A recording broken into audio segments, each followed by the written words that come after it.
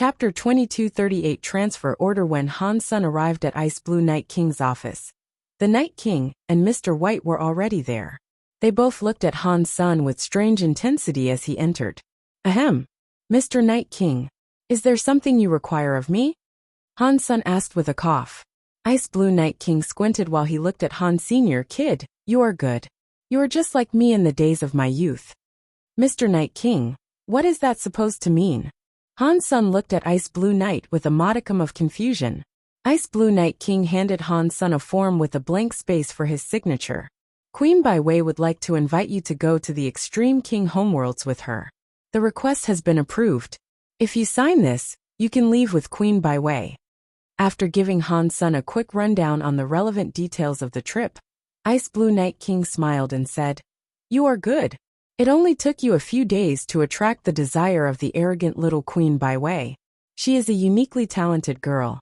Many nobles of the Extreme King wish to marry her, but she has rejected the advances of every one of them. I sure didn't see this coming. You misunderstand. I think Queen Bai Wei only admires my power." Han Sun didn't really agree with Ice Blue Night King's description of her talents. But still, Bai Wei was strong. Her body wasn't any weaker than Han Sen's, and she was a top marquise by all accounts and measurements. It was an exaggeration to say she was uniquely talented, though. Lone Bamboo's fitness was just as strong as Bai Wei's, and it'd be fair to say he was more skilled. It seemed that Mr. White could see right through Han Sun, though. The man smiled and said, "You might not have heard this, but there is something special about the Extreme King. Being accepted amongst the 3 highest races has its perks. Right now, Queen Bai Wei is top class. She might not be the strongest in the universe, but if she becomes king class and activates her king body, killing a half-deified enemy won't be a difficult task for someone like her. She might even be able to hold her own against a fully deified opponent." King body? Han Sun looked at Mr. White with shock. That is no secret. Although the Extreme King may not be born deified like those of the ancient god, we have king bodies. As long as we achieve king class, we can activate king bodies. That power makes us stronger than those of the same level. That being said, it does cost a lot of energy, and it cannot be used infinitely. Still, it is quite powerful. Plus, once we become deified, the king body can give us a boost. That makes a deified Extreme King stronger than the average deified. Read more chapters at List Novel. Mr. White paused briefly, then resumed by saying, "It has been discovered that Queen Bai Wei possesses a very brilliant king body. She is one of the most gifted you can find amongst the Extreme King. If she becomes king class, she can become deified." "It's that great?" Han Sun was surprised. Mr. White seemed quite willing to discuss the subject in depth. Ice Blue Night King looked at Han Sun and said, "Mr. White has spoken a great deal to you, so you should understand our situation." "I understand. I will stay away from her." Han Sun nodded. With talent like Bai Wei's, she would be very important to the future of the Extreme King, and her marriage would be a very complicated political matter. The 2 men before Han Sun were giving him a warning. They didn't want him chasing after Bai Wei. "You don't have to think too much. We might be going overboard. Just be yourself and don't disobey her. Being Queen Bai Wei's loyal guard is an important posting. You will benefit greatly from that position." Ice Blue Night King smiled. "I don't like leaving so soon. Please let me stay in the Ice Blue system for a while." Han Sun wasn't interested in selling himself off to the Extreme King. Han Sun had little interest in being a loyal guard, and he hadn't yet discovered how to use the plate. He hadn't tracked down what Night River King had discovered out at the border of the Ice Blue system, either. He didn't want to leave with so many loose ends. That won't be possible. This transfer order is coming straight from King Bai. You and your team have to go to the Extreme King homeworld with Queen Bai Wei. Ice Blue Night King said. She said she was here as punishment, and she is going back so soon? Han Sun had a wry smile. After what happened with Night River King, King Bai doesn't believe she is safe here. So she is being forced to return, Mr. White said. Return to your rooms and ready yourself. In 2 days, I will be escorting you to the Extreme King to be sure that nothing else happens to you. Ice Blue Night King then waved his hand in dismissal. Han Sun had to leave Ice Blue Night King's office.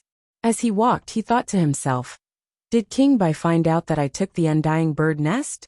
Is that why he's actually summoning me? It had been 2 weeks, and the little red bird had remained quietly in the nest the entire time.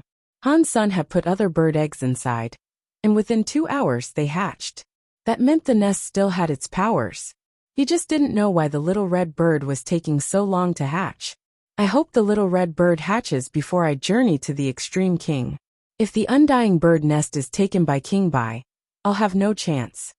Back in his rooms, Han Sun explained his situation to Han Yen and his companions. They prepared to go to the Extreme King in a few short days. Edward heard the news, and it made him frown. If Han Sun goes to the homeworld, we'll lose our chance to get our hands on the item. As the Ice Blue Knight spoke, his expression turned pensive. We can't allow him to go to the Extreme King. He has to stay here, Edward said. How do we make him stay? After the incident with Night River King, Ice Blue Knight King himself is going to escort Han Sun to the Extreme King. We wouldn't stand a chance. You want to take on people loyal to Ice Blue Knight King? We aren't strong enough. Maybe not. Edward suddenly had a thought. The only way is to cooperate with Ice Blue Knight King. What? The Ice Blue Knight jumped out of his chair, staring at Edward with wide eyes. You're going to tell Ice Blue Knight King that Han Sun took the relic? Yes. Edward nodded. No way, the Ice Blue Knight shouted. It is the only way. That is how we keep Han Sun and the item, Edward stated coldly. But, before the Ice Blue Knight finished, Edward interrupted. There is no but. This is the only way. Edward squinted and thought. Do not forget that Ice Blue Knight King doesn't know about the relic. The Ice Blue Knight was shocked. He sat down and forcibly calmed himself, then said, You mean we are going to tell Ice Blue Knight King that Han Sun has a relic, but we won't tell him what it is? Chapter 2239 Shocking Changes. Han Sun was sleeping on his bed with Little Silver lying next to him. Little Silver suddenly got up, and silver lightning sparked to life across his body. It grew in volume, illuminating the room in chaotic flashes. His silver eyes stared toward the door. Han Sun woke up, and across the room, Little Star was shaking off sleep as well. Han Yen and the other girls were sleeping in the next room down the hall. When Han Sun scanned the hall with the Dongxian aura, his face hardened. Before he could react, there was a knock on the door. Han Sun, Night King wishes to see you, said the knight delivering the message, his voice coming from just outside the door. Ordinarily, Han Sun wouldn't mind the intrusion, and he would politely open the door. But this time was different. Little Silver was very smart, and he could always discern who was a friend and who was a foe. If he was showing hostility to an Ice Blue Knight in the base, then he must have had a reason. He was gathering up power, as if he was prepping for a fight. Han Sun used his Dongxian aura to scan outside the room, and a lump formed in his throat. It felt as if a mountain-sized stone had dropped into his heart. Ice Blue Knight King is outside, Han Sun thought. Although he couldn't see or feel the presence of Ice Blue Knight King, Han Sun's senses were telling him that the man was looming out there like a mountain. Although Han Sun didn't know why Ice Blue Knight King had come personally, he knew it was for nothing good. Plus, the knight who knocked on the door had said that the Night King wished to see Han Senator. He made no mention of him already being there. Read more chapters at List Novel. Calm now. Ice Blue Knight King was standing outside the room and masking his presence. In addition to being abnormal, it was simply impolite. Okay, wait a second. I'll be right there, Han Sun called back, pretending to get dressed. Han Sun used his Dongxian aura to peer outside the room again. There, he found other Ice Blue Knights knocking on the door of the girl's room. Han Sun's nerves were starting to make him ill. Thinking fast, Han Sun picked up Little Silvernand, set him down on Little Star's back. Little Star knew what Han Sun wanted, and so he immediately activated his Starsea travel and took them through the wall to the next room. Han Yen and the others jumped slightly as Little Star came through the wall with Han Sun and Little Silver. They looked surprised, but they quickly realized what was going on. Han Sun didn't have time to explain, so he summoned Destiny's Tower and quietly said, "Get in." Zero and Han Ming'er leaped inside without a word. Ji Qing started to ask something, but before she could, Han Yin pulled her inside. Huang Fujing was very fast, and she jumped in without a moment's hesitation. Han Sen tossed Little Silver and Little Star in as well. Only Bauer remained on Han Sen's shoulder. Little Angel was standing very still, peering at the door. "Get in," Han Sen hissed under his breath. He wasn't sure what was wrong with Little Angel. She had never disobeyed a command before. Little Angel didn't enter Destiny's tower. Instead, she just approached Han Sen and spread her wings. The angelic halo glowed to life over her head. Her youthful body suddenly transformed into a busty angel with blonde, waving hair. A crystal feather sword appeared in her hand. Little Angel had triggered her angel mode. She had sensed danger. "I can deal with this. You just need to get inside." Han Sen sensed that Ice Blue Night King was right outside the door. He knew Han Sen had moved to the other room. Before Han Sen could say anything more, Little Angel flapped her angel wings, flew in front of Han Sen, and spread her angelic wings wider. Her clear eyes peered right into Han Sen, and then, her red lips came down toward his own. She kissed him firmly. Han Sen felt a raw surge of power enter him through his mouth. Little Angel's entire body was glowing with holy light, and that holy light rushed right into Han Senator Boom. Angel wings spread from Han Sen's back as a halo appeared over his head. His entire body shone with white light, and a feathery angelic sword slid into his hand. Pure angelic power was combining with Han Sen's own strength. Han Sen felt his power rise by an insane amount. Han Sen was surprised by this. Little Angel hadn't demonstrated this power since she stopped being a mere beast soul. Since she now had a genuine body, he hadn't thought that she could still combine herself with him. Han Sen and Little Angel were both marquises, but Little Angel's power was so clear. It was almost as strong as Han Sen's. The two Marquis' powers mingled together, and Han Sen's power shot past the power ceiling of a Marquis. His entire body felt incredible. Han Sen knew Little Angel had combined herself with him, because she had sensed imminent and extreme danger. If it wasn't for that, she wouldn't have taken such drastic action. The moment Han Sen put Destiny's tower back in the Sea of Soul, the room door was forced open. Han Sen saw Ice Blue Night King enter. He didn't use any power, but Han Sen felt waves of pressure rolling off of him. This was the power of a half-deified being. He was no weaker than Isha. Bauer. Han Sen didn't hesitate. He summoned the dragon wings for his back and his ears, then employed his stone cow body. His skin looked red, and both draconic and angelic wings spread behind him. Pang! Bauer's hand slapped the surface of the blood scorpion jade drum. A shockwave rolled out of the drum, and Han Sen flapped his 3 pairs of wings. He teleported to the back wall. Ice Blue Night King frowned. He used a blue halo to shield himself. The shockwave was like a scorpion's tail, striking and stinging the Night King's head. But the blue halo swirled around him, and the sting couldn't land and puncture him properly. Han Sen, I will ask you this clearly. Are you about to desert this army? Ice Blue Night King stared at Han Sen, his eyes having followed Han Sen's teleportation instantly. As he spoke, an unnerving power came out from him. Han Sen teleported into a hallway, and the Night King's power landed on him immediately. It felt like a mountain had slammed into him, and it almost made him collapse on the ground. If you were willing to let me explain, you wouldn't have come here like this, Han Sen said flatly. Then, he exploded with power to fight off Ice Blue Night King's own. He teleported away, and broke through the roof of the base as he did. Now he was in the air. Han Sen didn't know if he could escape, but going back to the sanctuary wasn't an option this time. Han Yen and the others were in Destiny's tower. With their level of strength, they would be damaged by the restrictions of the sanctuary. Not even Destiny's tower could shield them from that. If he took them back to the sanctuary, they'd either self-destruct or be thrown out of the sanctuary. Both options would lead to death. Han Sen gritted his teeth. Before he teleported again, Ice Blue Night King rose into the air as well. The king looked down at Han Sen from above. That pressure he exuded was hard to explain, but it made Han Sen feel as if the man was a god. It didn't matter where Han Sen chose to flee, he couldn't escape from this terrifying being.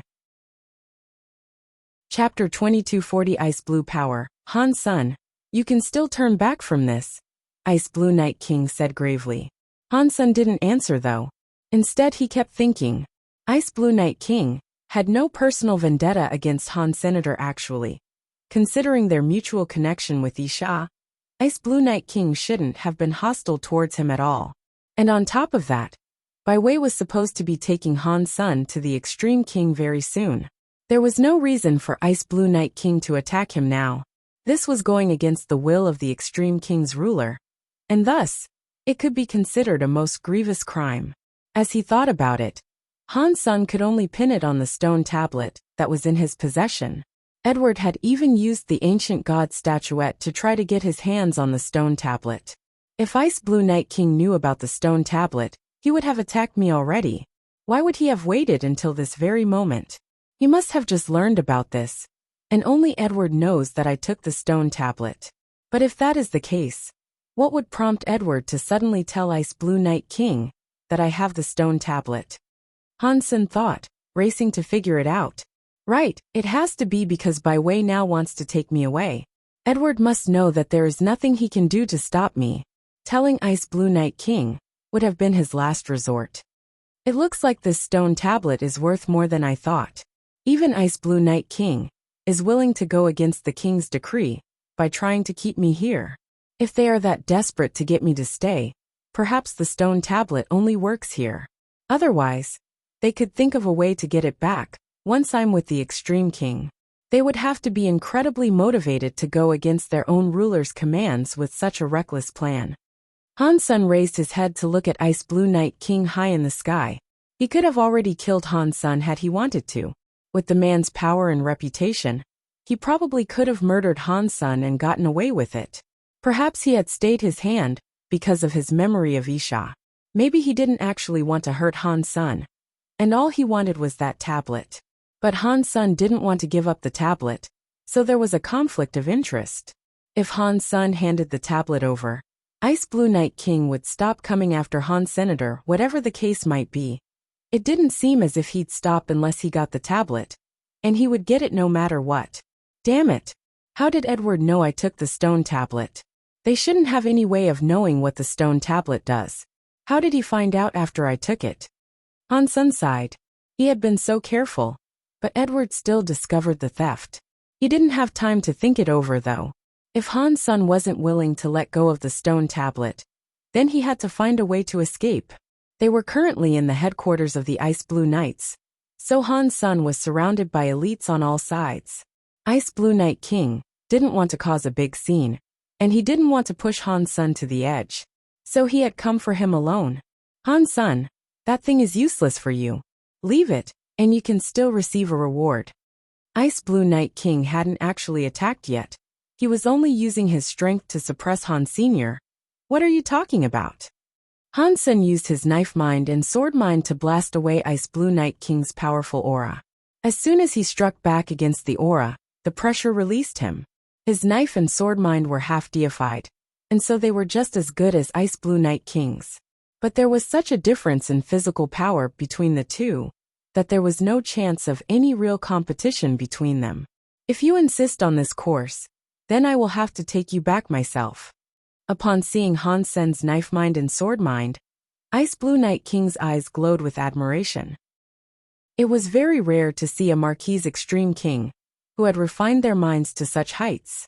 A glowing blue light had covered Ice Blue Night King since he forced his way into Han Sen's rooms. It was only a passive effect, but the longer it ran, the wider the glow became. It looked as if the air itself was becoming blue. It surrounded Han Sun, and he felt a chilling energy radiating from it. He felt as if that aura was going to freeze him. The cold power would limit Han Sen's ability to fight back. Attempting to teleport would be useless inside of that blue light. Break space flash only let Han Sun teleport short distances, so he couldn't escape that radius. Han Sun and Bauer were freezing inside that blue light. The two looked like a pair of frozen ice cubes floating in the blue. Inside the base, Edward watched the events unfold with a satisfied smile. Ice Blue Night King isn't a particularly talented member of the Extreme King, but he has faith in principles that others have forgotten. He is the only one who has brought the Ice Blue Geno art up to that level. It's a basic skill that people rarely spend any time on. His attempts to rise are useless though. Even from birth, We knew that he would never become deified. He will be half deified no matter what. The ice blue knight next to Edward smiled. His gaze then moved over to Han Sr. I am curious about this Han Sun though. He has an amazing shield treasure. But he also managed to kill Night River King.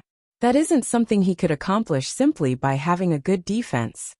Have you seen the little girl with the jade drum? That isn't an average jade drum. It is a mutant king class jade drum, and it has a sonic attack power. I inspected Night River King's body. Although he was killed by being decapitated, his brain had already suffered tremendous damage. He must not have blocked the jade drum's attack, Edward said quietly. He is just a marquis of some small race. He has so many treasures that you and I want so badly though. The ice blue knight looked at Bauer's jade drum with greed. There's more to this guy than it seems. We didn't even know the exact nature of the relic, but he was able to find it. If not for him, we would never have noticed that the relic was just a small stone plate that was fixed to the roof. It has a ridiculous amount of power. Edward narrowed his eyes as he looked at Han Sr. If possible, I would very much like to avoid making an enemy of him. But we need that relic. Do you think Han Sun will manage to escape? If we bring him down here, no one will guess that a mere stone plate is the relic that we're looking for. We'll have a perfect opportunity to grab it from among his things. Then again, if he escapes, that will present other opportunities. The Ice Blue Knight looked at Edward. I think Ice Blue Knight King can stop him. But even if Han Sun pulls another rabbit out of his hat to get past the Night King, I will ensure that things go our way. Edward looked confident. Ice Blue Knight King can help us by explaining things to King Bai. We just need to wait, and we'll soon have our hands on the item. In another part of the base, Mr. White and Crime were also watching what was going on. Mr. White frowned, but he remained speechless. Crime asked with much curiosity, Mr. White, what is going on? Why is Ice Blue Knight King attacking Han Sun? There's only one thing on this planet that could make Ice Blue Knight King disobey orders and attack Han Sr. Mr. White looked at Han Sun with a strange expression. No way, why would he have that? Crime's eyes opened wide in disbelief. Chapter 2241 Leveling up to Duke. Ice Blue Knight King reached his hand out and pulled Han Sun's frozen form through the sky toward him. Seeing that Han Sun was about to get sucked into Ice Blue Knight King's hands, the previously frozen Bauer suddenly moved. She pounded the blood scorpion jade drum repeatedly. A shockwave shot out to batter Ice Blue Knight King's head. They were at extremely close range, and Ice Blue Knight King had relaxed his defenses. The Night King's face didn't change though. His body flashed blue and deflected the sonic forces that came against him. When Han Sun saw the acoustic force of the blood scorpion jade drum fail to make a dent, he immediately flapped his wings to get the hell out of there. He cast Jadeskin first, then made use of Break Space Flash. Other powers might have been able to trap Han Sun, but luckily, the Night King had attempted to trap him with Cold. A power like that didn't stand a chance of holding Han Sun against his will. He had spent a long time practicing Jadeskin near that Jade Toad. Even deified cold powers couldn't harm Han Sun in the least. Ice Blue Knight King had a fierce cold power, but he wasn't in the same league as the Jade Toad. He was unable to trap Han Sun in that wintry grip. Han Sun had planned to slip away from the Night King after Bauer dazed him, but he hadn't expected the sonic forces to fail when employed at such a close distance. Ice Blue Knight King looked very surprised that a marquis was able to block his ice blue powers though. That was completely unexpected. Han Sun kept teleporting, but Break Space Flash came from the Dragon Wing gene. He didn't have the ability himself, so there were limits to his use of the skill. He would show up somewhere, and then teleport away again. Even so, he was incredibly fast. Ordinary dukes couldn't keep up with Han Sun if they were moving at full speed. That much was certain. But against someone like Ice Blue Knight King, that speed wasn't enough to maintain a lead. Ice Blue Knight King smiled. You truly are knife student. You can escape my ice blue power. In that case, try to repel my deep blue abyss. After that, Ice Blue Knight King moved. The ice blue color suddenly deepened to a navy blue. It was like a demon that could swallow the earth, was now coming for Han. Senator Han Sun kept teleporting around, But he still couldn't escape that rapidly approaching navy blue color. As he rose high into the air, the power condensed into a navy blue crystal around him. Ice Blue Night King moved slowly toward the frozen Han Sr. For knife's sake, I won't kill you. But you will have to hand the item over. If you give it back, then I will pretend nothing happened. And the reward you are owed will still be yours to claim. Ice Blue Night King moved close enough to touch the blue crystal. Just as he reached out his hand, however, his face warped. A jade power was spreading inside that blue crystal, and the crystal itself was starting to crack. Ice Blue Night King was shocked. His blue powers weren't just cold powers, they also had sealing effects. But it looked like even those powers couldn't trap Han. Senator Han Sen's body was running jade skin at full strength. His jade skin had been on the verge of becoming Duke, and under the pressure of the deep blue power, it finally achieved the breakthrough it needed. Jade skin power spread all across Han Sen's body. His flesh had been red because of the Blood Pulse Sutra, but it suddenly changed to look like ocean ice. Han Sen's entire body seemed like it had been made from crystal. It was so pure and elegant, he didn't look human at all. The angelic power he received from Little Angel had imbued Han Sen with a pure energy. It changed along with Han Sen's breakthrough, and was transferred into jade skin energy. It pushed Han Sen's body to become Duke. Marquises could develop skills for the element they were associated with. When they became Dukes, those skills would change.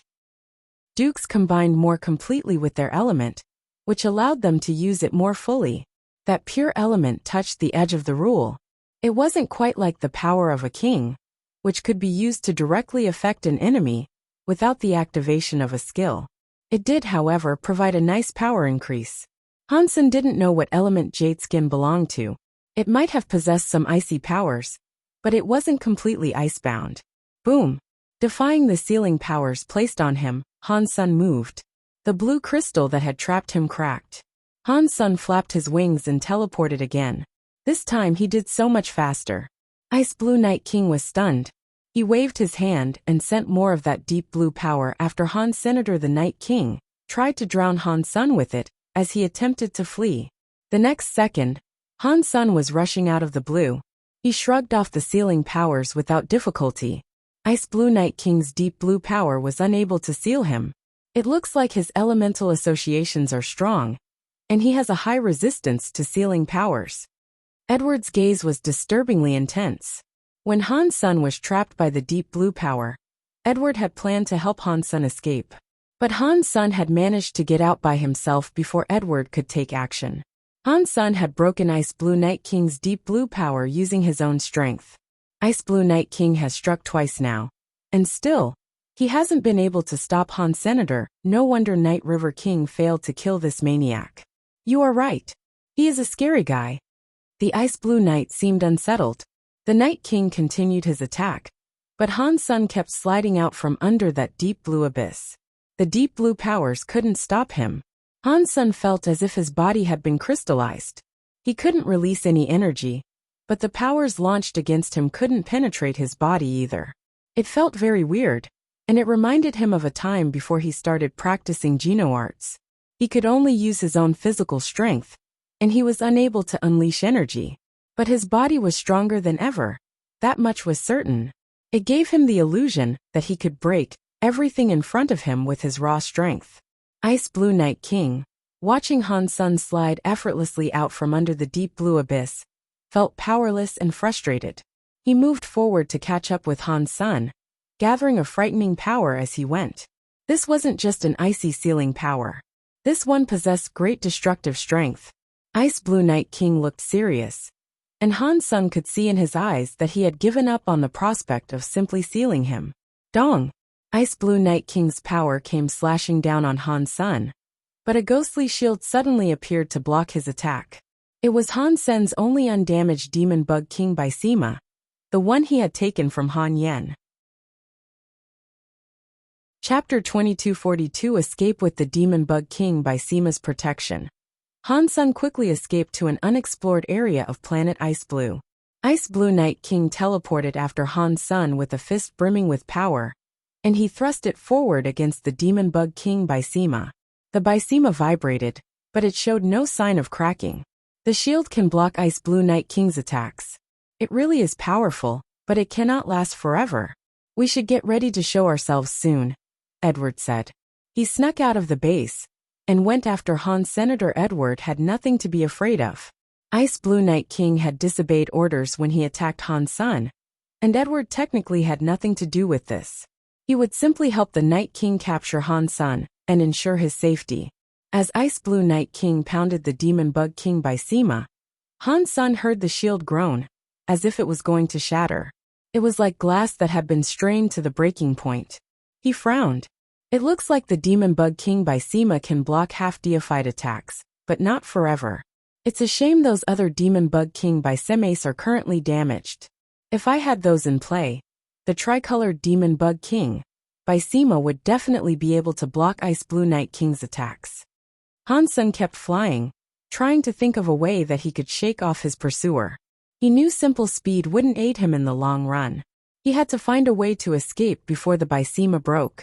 If I can slip out of Ice Blue Night King's vision and hide my presence, I can use Little Invisible to help me escape the rest of the way. But right now, doing that is too difficult, Hans' son thought to himself. Hans' son flew above a nearby mountain. Wherever they went, the creatures fled. The skies were filled with Xenogeneics racing away in fear. And that surprised Hans. Senator Ice Blue Night King's superior speed had allowed him to catch up quickly. Hans' son had a few ideas on what he could do, but he couldn't find a good opportunity to make any of them work. The Bysema took more and more damage, and it looked likely to break. Ice Blue Night King punched with increasing ferocity, but suddenly, a roar rang out from the mountain beneath them. Boom! A white light shot out from deep in the mountains. Its target was Ice Blue Night King. Ice Blue Night King turned to block the incoming light, and there was a blinding collision of blue and white lights in the sky. Its force ended up destroying everything around them. Part of the backlash washed over the mountain, and then, a giant beast that was around 100 meters long emerged. It sent more of that white power towards Ice Blue Night King. Even God is helping me. Hans' son grinned and shot off into the mountains.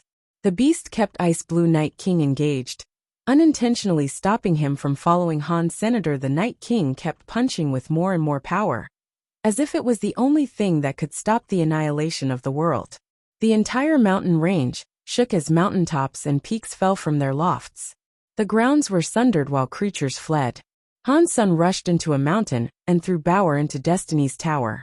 Then he dropped onto the ground and turned himself into a stone cow. He thundered towards a nearby crowd of Xenogeneics. Hans' son was blending into the stampede of Xenogeneics when he suddenly saw a shadow circle the mountain. It was Inspector Edward. Edward's eyes roved over the ground. It seemed as if he was on the prowl for Hans' son too. Hans' son didn't look at Edward, hoping that the man wouldn't see through his disguise. He followed the Xenogeneics deeper into the mountains. Weird. Where did he go? Edward frowned. He had seen Hans' son land in that area, but Edward's quarry had now vanished into thin air. Maybe he's turned himself invisible? Even if he did, he still wouldn't be able to escape my eyesight. The mountain isn't too damaged, and there are no secret escape tunnels. His only option would be to walk out. So the things that are currently leaving. Edward's green eyes looked all around. After a while, he raced towards the group of fleeing Xenogeneics. Edward looked very excited. His eyes brightened, and he spoke to himself. A powerful guy. He can even shapeshift. If he was also half deified, I don't think I would be able to defeat him. Without hesitation, Edward raced after the Xenogeneics that were fleeing the area. He hovered right above them. He looked down on the 1,000 Xenogeneics, and the irises of his eyes turned to crystal as he examined them. Edward took one look and made a mental note of each and every animal that was there. In just a second, he noticed the problem. That stone cow has disappeared. But Edward didn't keep following the group of Xenogeneics. Instead, he looked back the way he had come. When Hans' son escaped Edward's vision, he used Little Invisible to leave the group of Xenogeneics. He didn't go too far, though. He circled around and went back to where Ice Blue Night King and that Goliath were fighting. Without hesitation, Hans' son headed straight into the deep hole that the beast had emerged from. Hans' son didn't believe that the monster's intervention was truly coincidental, but now, He was looking for a way to escape. There was a strong xenogeniac blocking Ice Blue Night King, and he was going to take advantage of that. It looked as if the fight between Han Sun and Ice Blue Night King had disturbed the beast, but instead of coming after them both, the monster had decided to ignore Han Sun and go straight for Ice Blue Night King. That seemed strange to Han Senator. He ran into the abyss it had emerged from to have a look around, and he immediately noticed that the cavern wasn't the beast's home. It looked very similar, but under the clarity gifted to him by the Dongxian aura, Han Sun could see the molecular traces of the beast. It had come to the cave recently, and it had only been there for a short time. It couldn't have been there any longer than 2 days. The cave did house a powerful xenogeniac nest, but the molecular traces of the cave's original inhabitants were different. They didn't belong to the beast that had saved him. It looks like Edward was willing to help me escape from Ice Blue Night King. Han Sun ran deeper into the nest without hesitation. Han Sun was certain that all the creatures that should have been living there were now dead. The beast must have had some kind of relationship with Edward. But if Edward had sent the creature, then Han Sun sneaking into the lair of the dangerous beast should be the last thing he would expect. Edward's mind is pretty scary. He will come here sooner or later. I need to get out of here quickly, Han Sun thought to himself as he observed the nest. After entering the giant nest, Han Sun saw some large bones strewn about the cavern. Most people would have assumed that those bones were the remains of the beast's prey, but Han Sun could tell their true origin from the molecular traces. The bones belonged to the xenogeniacs that originally lived there. I don't know if this nest has another exit. Han Sun confirmed there were no other xenogeniacs present, then decided to explore a little deeper into the nest. Chapter 2243 Meeting Underground. Han Sun looked around the cave, but he couldn't find another exit. He wasn't in much of a rush though. He released Little Star from Destiny's Tower. Little Star, let's see how you do here. Han Sun leaped atop Little Star. Akini Akini! Little Star bellowed. Starlight began to glow softly from its form as its body, and Han Sun's started to become transparent. Then it raced into the stone. Little Star had only been gone for 10 minutes when Edward appeared in the mouth of the cave. After he entered, he had a look around. Not here. Edward frowned. He was confident in the logical process that had led him there. It took him by surprise when Han Sun was nowhere to be found. This guy is a lot of trouble to deal with. Every creature leaves traces of their presence, even if it is only a couple of molecules. He hasn't left behind anything, however. How has he managed to do something like that? Edward frowned as he continued poking around. Although he hadn't found Han Sun, Edward felt certain that his quarry had indeed entered this cave. My lead comes to a dead end here. It looks as if I will have to find him by another means, Edward observed to himself, looking around the nest. He looked at one of the walls, and then took his leave. With Little Star's help, Han Sun had traveled directly through the stone. Together, they must have gone at least a few hundred miles before reaching another underground cave. Han Sun let Little Star rest for a bit, while he went to look around the cave. I don't think Edward will be able to find me anytime soon. But regardless, I cannot emerge just yet. I need to find out what is so special about that stone plate. Han Sun looked around. That cavern they had found was a segment of a complicated subterranean complex. That area was devoid of xenogeniacs, so Han Sun settled in to rest for a while. As he leaned back against a comfortable outcropping of stone, he thought about how he might proceed. The stone plate seems to be something of tremendous value, and very few people know what powers it holds. Some of the upper echelon of the Extreme King might know, but at the very least, King Bai doesn't seem to be aware of it. If he was, Ice Blue Night King wouldn't have risked disobeying his orders. Sending me back to the Extreme King means giving the stone plate to King Bai. Han Sun was deep in thought when he suddenly heard a sound coming from deeper within the stone cave. It sounded as if something was crawling around. Visit website our list novel. Han Sun peered into the cave with his Dongxian aura activated. He detected a life force was getting closer to his position. The life force didn't seem to be very strong, though, and that helped settle Han Sun's nerves. The noise was getting closer, and a few minutes later, Han Sun saw a weird xenogeniac appear in the cave. A body covered in sleek black fur appeared. It looked startlingly smooth, and its fur glistened. It was about the size of a cat, and its eyes were huge, like shiny pieces of black jewelry. It looked like a big-eyed thief. Han Sun looked at the Xenogeniac, and the Xenogeniac looked back at him. They both stared at each other for a while. Then, the Xenogeniac just ignored him. It turned to saunter down another stone path. Its butt wiggled as it walked, waving its tail in a slow rhythm. Han Sun raised an eyebrow, as the creature's tail seemed to be holding an item that looked like a bracelet. It was odd to see the piece of platinum attached to the creature's tail, rather than being held in the creature's claws. It looked like the item had been deliberately placed there, though. Han Sun used his purple eye butterfly to take a closer look, and he noticed there were a few words inscribed across the item. Sacred General Ghost's Bone. Han Sun's eyes widened, and he made the decision to follow that little critter. Is that thing related to General Ghost's Bone by any chance? It doesn't seem nearly strong enough. At the very most, that thing is no greater than a viscount. If General Ghost's Bone wanted a pet, I doubt he would select something that was so weak. Han Sun wasn't in a rush to take down the little beast, and so he just trailed after it. The little beast showed no sign that it was afraid of him. Without pausing, it meandered its way down a series of caves. It wasn't in a hurry, and its pace was quite lackadaisical. Han Sun followed it patiently down the tunnels, and the whole time, he had many thoughts going through his mind. That ancient city was called Ghostbone Town, but the Ghostbone statue there was just like a guard for the gate. Inside the hall of the palace, there was a statue of that human king. The top of the human king statue is what pedestaled the stone plate. What does that mean, I wonder? After the beast had been traveling for about an hour, it reached a hidden river. It crouched down on its stomach so it could drink some water. This guy has walked so far. Surely he didn't come all this way for a drink of water, Han Sun thought in agitation.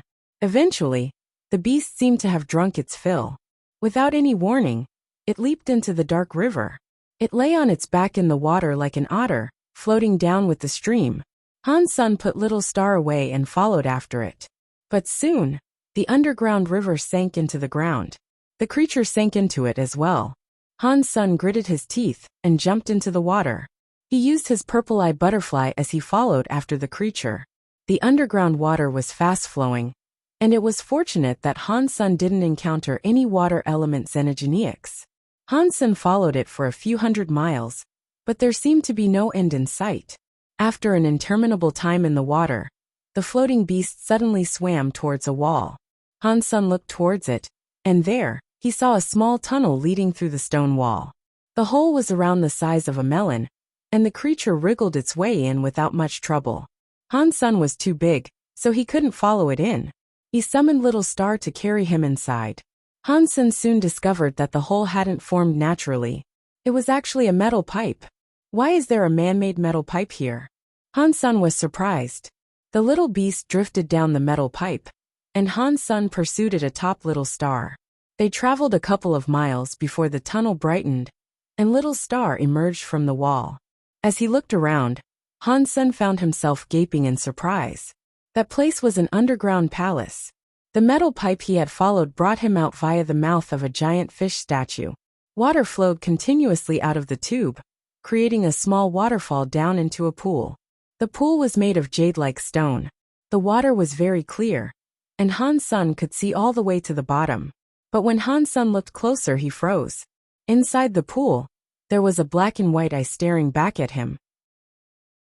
Han Sun gazed into that stony stare, and his breath caught in his chest. Chapter 2244 Woman in the palace peering into the pool, that looked to have been made of white jade. You could see a woman in knitted clothing. The white yarn of her threads in the water looked transparent, and you could almost see every aspect of her body. Han Sun had seen many beautiful women in his time, but very few ever attracted him. This woman, however, was so attractive. It was the first time he had felt this way. Any man who laid eyes on that woman would love nothing more than to breed with her. The little creature he had been following swam up to the woman. Then the woman held it up and stroked it. It looked as if it was enjoying it, but that just made onlookers want to kick the animal away, so they themselves could be caressed by her boobs. Come. The woman's clear eyes spoke. She had not said a word, but a signal and invitation was most certainly issued. Han Sen's heart jumped. He froze in the sky and looked at her nervously. I did not mean to accidentally access this place. Please forgive my intrusion. I will be leaving now. Han Sen said that, and proceeded to make an effort to leave with Little Star. But since you are here, why be in such a rush to go? The woman finally spoke. Her voice was very seductively toned, and hearing her speak made Han Sen's entire body shiver. Han Sen did not dare stay though. He went atop Little Star, and readied himself to run. Little Star activated Starseed travel to go through the walls. But then, Han Sen heard a pang as they started to run. Little Star hit a wall, and so did Han Senator. It resulted in Han Sen's nose bleeding. Little Star was not feeling too good after that, either. It used its claws to clutch its nose, as tears began to roll from its eyes. The woman laughed and said, "Where do you think this place is? Do you think this is somewhere you can freely come and go? I have not offended you, so why not go a little easy on me?" Han Sen stared at her and frowned. The woman coldly laughed. "When did I not go easy on you? Leave if you want, for I will not stop you. If you are not going to stop me, then turn off the boundaries of these walls." Han Sen frowned. The woman laughed so hard, her body started to shake. Her boobs in the water made people's hearts jump and stare at intensely. "Did I say something funny?" Han Sen coldly said. "If I could break the boundaries, why would I still be here?" After that, the woman walked out of the pool. Han Sen was shocked. He could see that the woman's neck, wrists, and ankles were shackled with metal chains. At the end of the chain was a lock that was as small as a hair. The lock went all the way to the bottom of the pool. There were a few holes, and each chain went through each. Where they went none could guess. The woman walked away from the pool, and went to lie on a jade bed. She held her neck and looked at Han Sen seductively. "When you came in, I tried my best to break the locks. You would not have been able to get in, had I not. In that case, please help us again by letting us out." Han Sen looked depressed. Han Sen thought the woman had released that creature on purpose, in a deliberate attempt to lure them to her. But looking at her face, it did not seem as if she was in cahoots with Edward. But that just made her identity even more of a mystery. "No, I have not seen anyone else in a long time. It is rare to have a visitor here, so I cannot let you go so soon." The woman smiled as she looked at him. "I used all my power to only just about open the boundaries. Now I don't have strength to do the same again, even if I did want to help you. So just stay here with me." Han Sen could see that the woman had a hairy white tail. It made him think and then ask, "You are a shape-shifting fox?" The woman smiled. "You can call me Fox Queen." "What?" Han Sen did not understand what the woman said. "Fox Fox. Queen Queen." Fox Queen stroked the creature in her arms as she spoke.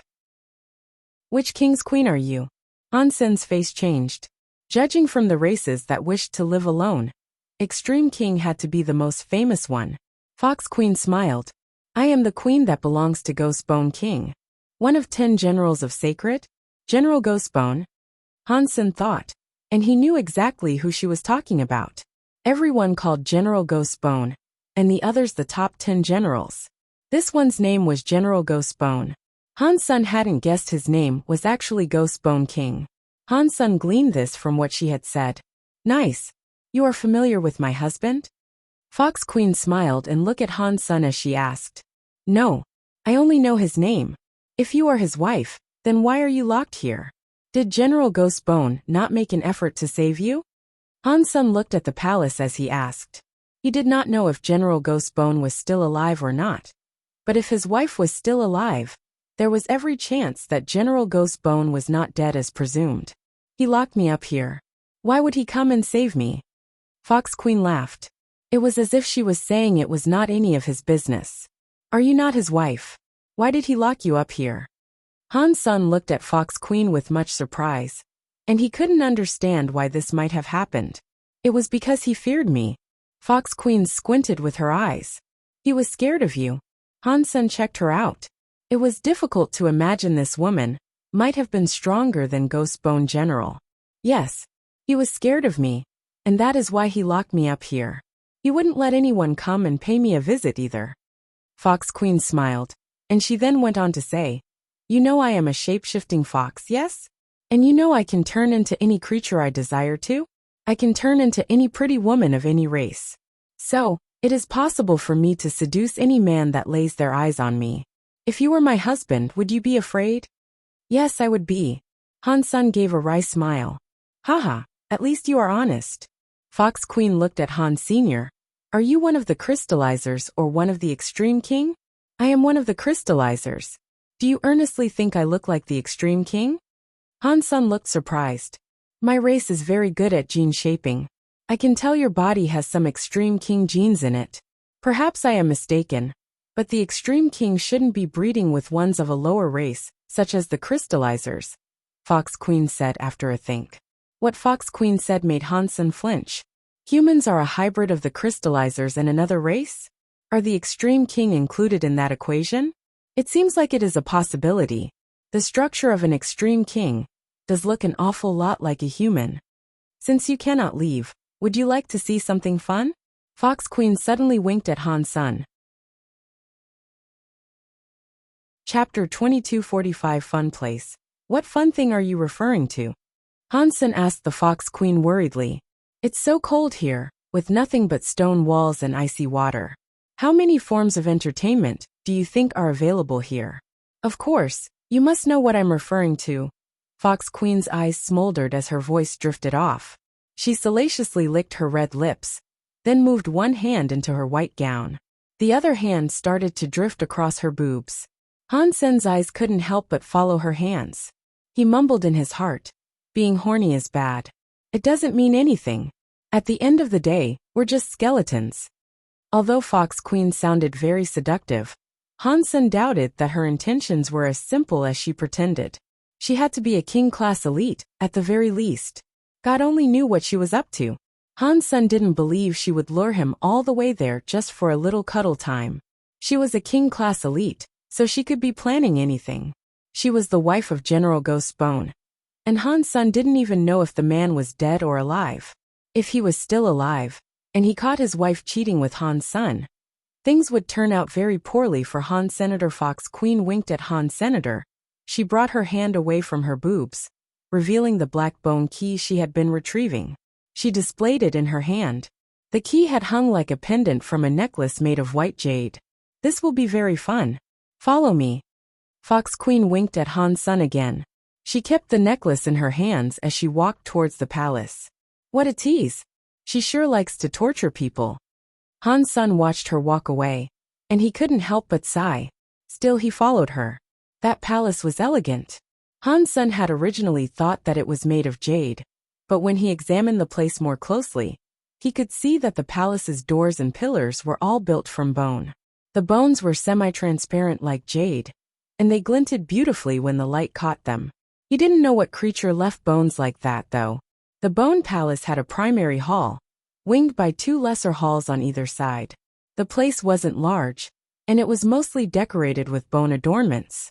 Even the pool was made out of bone, not jade-like stone, as Han Sun had assumed. The chains that bound Fox Queen were very thin. When she walked, the chains rose from the bottom of the pool. Evidently, they didn't restrain her movement. Fox Queen was walking smoothly to the lesser left hall. Han Sun followed after her, and he saw there were many special treasures there. There was an array of weaponry, sets of armor, jewels of all kinds, herbs, and all sorts of different treasures. Han Sun's breath caught in his chest as he looked at the place, and he desperately wished all of those goodies belonged to him and only him. Seeing Han Sun eyeing those treasures with such greed, Fox Queen smiled. She looked directly at him and said, "If you will agree to be my lover, all of this can belong to you. You can take whatever you please. How does that sound?" Han Sun stopped looking at the treasures and turned his gaze to her. "Did you bring me here just for that?" Fox Queen gave him a look of disdain. "Of course not. What is the meaning of possessing all that useless stuff?" After that, Fox Queen walked in front of a wall that housed an enormous mural. Countless demonic faces had been drawn across it.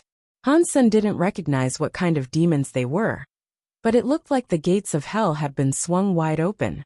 Many ghostly forces were trying to crawl out of a dark pit to unleash havoc on an unsuspecting world. The faces held chilling expressions of greed and bloodlust. As Han Sun looked at the artwork, it seemed like the demons were about to leap to life and start devouring people. Fox Queen stood on the left side of the mural, in front of the gate to hell. The closed gate was shaped like an enormous skeleton, and it was wreathed in wicked hellfire. Fox Queen placed the black bone key into the skeleton's right eye. She twisted the key, and a loud clacking noise came from the mural. The hellish skeletal gate opened. The painted gate had become a real gate, which now opened into darkness on the other side of the wall. It was pitch black like a black hole. A faint wailing noise came from that lightless pit, and hearing it gave Han Sun a chill. The fun thing is in there. Do you dare enter? Fox Queen still stood next to the open door, smiling at Han Sr. No. Han Sun shook his head. Fox Queen didn't seem to mind the refusal. It's okay. I will ensure your protection. Follow me and I will lead you on a trip to hell. After that, Fox Queen stepped towards the hellish skeleton gate.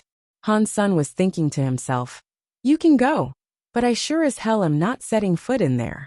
God only knows what sort of trap is awaiting me.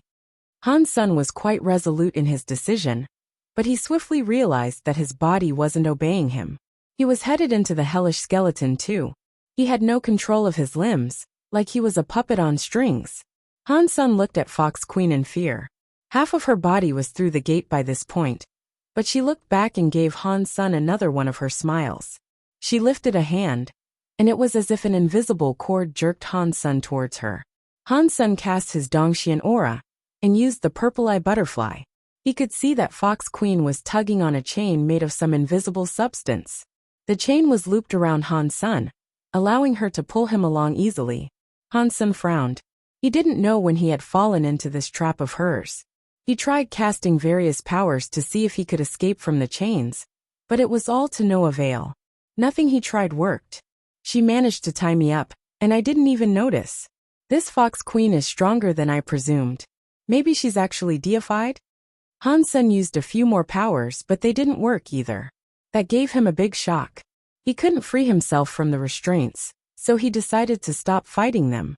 He allowed Fox Queen to lead him towards the hellish gate. I cannot escape if she wishes to kill me with her talents. I would rather walk in there calmly than be dragged in like some dog, Han Sun thought. And truth be told, he was rather curious about the skeletal gate. Of course, if he had the choice, he wouldn't be walking inside just to satisfy his curiosity. Fox Queen smiled. She walked through the gate with Han Sun following. When Han Sun stepped inside, he felt a sudden force of suction drag his body forward. A bright light shone around him, and he was transported somewhere else in the space of a second. Chapter 2246 White Bone Hell. When Han Sun's vision returned to him, a very disturbing sight greeted his eyes. White bones were everywhere. In one place, they had been piled up to form a small mountain. It was difficult to fathom how many lives had been lost there. The earth there was full of the essence of death. The skies were blood red, and the rains that fell from the sky were crimson.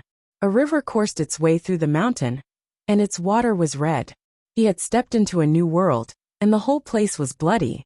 Han Sun stood atop the mountain of bones, and he could see that the entire thing was composed of skulls. The hellish skeletal gate stood at the mountain's peak. Fox Queen stood next to Han Sun, chains still running from her neck and limbs. The chains had followed her through the gate. What is this place? Han Sun asked as he looked around. If this was all real, it was difficult to imagine just how many creatures must have been killed to form the land they now stood upon. Fox Queen answered coldly. Ghostbone King was the captain of Sacred Blood Army. He led the Sacred Blood Army to kill everything in his path. And in the process, he claimed many territories in the name of Sacred. Many beings died by their hands. These bones are the collected remains of all the creatures and people slain by Ghostbone King. Why amass all of the bones in here? Han Sun asked. It would have made sense if Ghostbone King had used the xenogenic bones to gain strength, but throwing all the bones in a pile and leaving them there was a waste. Fox Queen stroked her hair and smiled. Ghostbone King was of the bone. This is the White Bone Hell, the origin place of the bone. He buried all of his enemies here in order to create more bone. Things didn't go as he planned, as no more of the bone were born here, but Fox Queen's voice trailed off. But what? Han Sen asked. Fox Queen looked at Han Sen and asked, have you heard of a general becoming famous by destroying his compatriots? Han Sen nodded. He had heard of this when he was in the Alliance, and also during his time in the Geno universe. Fox Queen gave the White Bone Mountain a mocking look. The bone are like that. A long time ago the bone were numerous. But the evolution of the bone is a very bloody thing. Ghost Bone killed the rest of his race, and in so doing, he became the greatest Bone King. While his strength allowed his race to achieve new heights of power, it also destroyed them. He was the only bone left when all was said and done. He eventually became very lonely, and he sought to create more of the bone. But his efforts were in vain, and he failed. His actions benefited his enemies more than anything. Han Sen still didn't really understand. Fox Queen then went on to say, Ghost Bone bound me here, so I don't know what became of the outside world. After billions of years he has yet to return. The bones here were unable to produce more of the bone. Instead, they have just helped the growth of other beings. As she spoke, Fox Queen pointed to a place far in the distance. Han Sen turned his gaze to a range of mountains that were positioned like lotus flowers. Between those white bone mountains, there is a blood pool. The pool is home to a creature that feeds on the blood bone air. That xenogeniac is quite small, and it is just the heir of some long-forgotten viscount. It was one of the nameless xenogeniacs that General Ghost Bone killed and brought here to rot. This one, however, was pregnant. Unbelievably, the child survived. Nothing should live in White Bone Hell, but the heir of that xenogeniac has managed to. In fact, it had thrived here. It has feasted on the bones here and grown strong. As she spoke of the creature, Fox Queen looked visibly afraid. She sighed. This should have nothing to do with me, but that xenogeniac is right on my doorstep. It keeps growing and growing, and above all it loves death. If it continues to grow, it will one day become deified. And it is sure to find a way to leave White Bone Hell eventually. When it does, you and I will be the first things it kills. You tricked me into this place just so I can kill it for you. Han Sen now understood what she wanted. Fox Queen gave Han Sen a bright smile. If you don't like killing things, then you are welcome to remain here with me. We can wait until it becomes deified, and then it can kill us together. Han Sen stared at her for a while before saying, if I'm not mistaken, aren't you deified? Why don't you go and kill it? With your level of power, such a task should be easy. Fox Queen rolled her eyes and raised her hands to rattle the chains that bound her wrists. Ghost Bone trapped me here to watch over White Bone Hell for him, but he was always worried I would ruin his work, so he placed a restriction on my powers that activates when I enter White Bone Hell. I can't even break one of these bones in here in my current state. After saying this, Fox Queen picked up a skull from the ground. She flexed her arms to crush the skull, and the chains binding her released a thick black fog. Streams of fog latched onto her like black hands, and lifted her up into the air. Fox Queen's neck looked ready to break. Her body sagged in submission, and after a while, the black fog disappeared. She fell to the ground and coughed. As you can see, I am unable to do anything, Fox Queen groaned, gingerly regaining her feet. You and I are trapped here. If that xenogeniac becomes deified and manages to leave White Bone Hell, we will be unable to escape. By killing it, you won't just be saving me. You'll be saving yourself too. Han Sen was quiet for a moment. What is the xenogeniac's current strength? Fox Queen looked quite grim, and she told him, I have searched for help all these years, but not many creatures were ever able to come here. When it was just a baby, any baron would have been able to kill it. But now it has reached king class. A king class xenogeniac. Do you think that I, having just become a duke, can kill a monster like that? Han Sen asked. You have to, unless you really want to die alongside me. Fox Queen laughed and poked his shoulder. But don't worry. It wasn't easy for me to find a cute guy like you. I have no intention of getting you killed. And furthermore, I have a way to help you.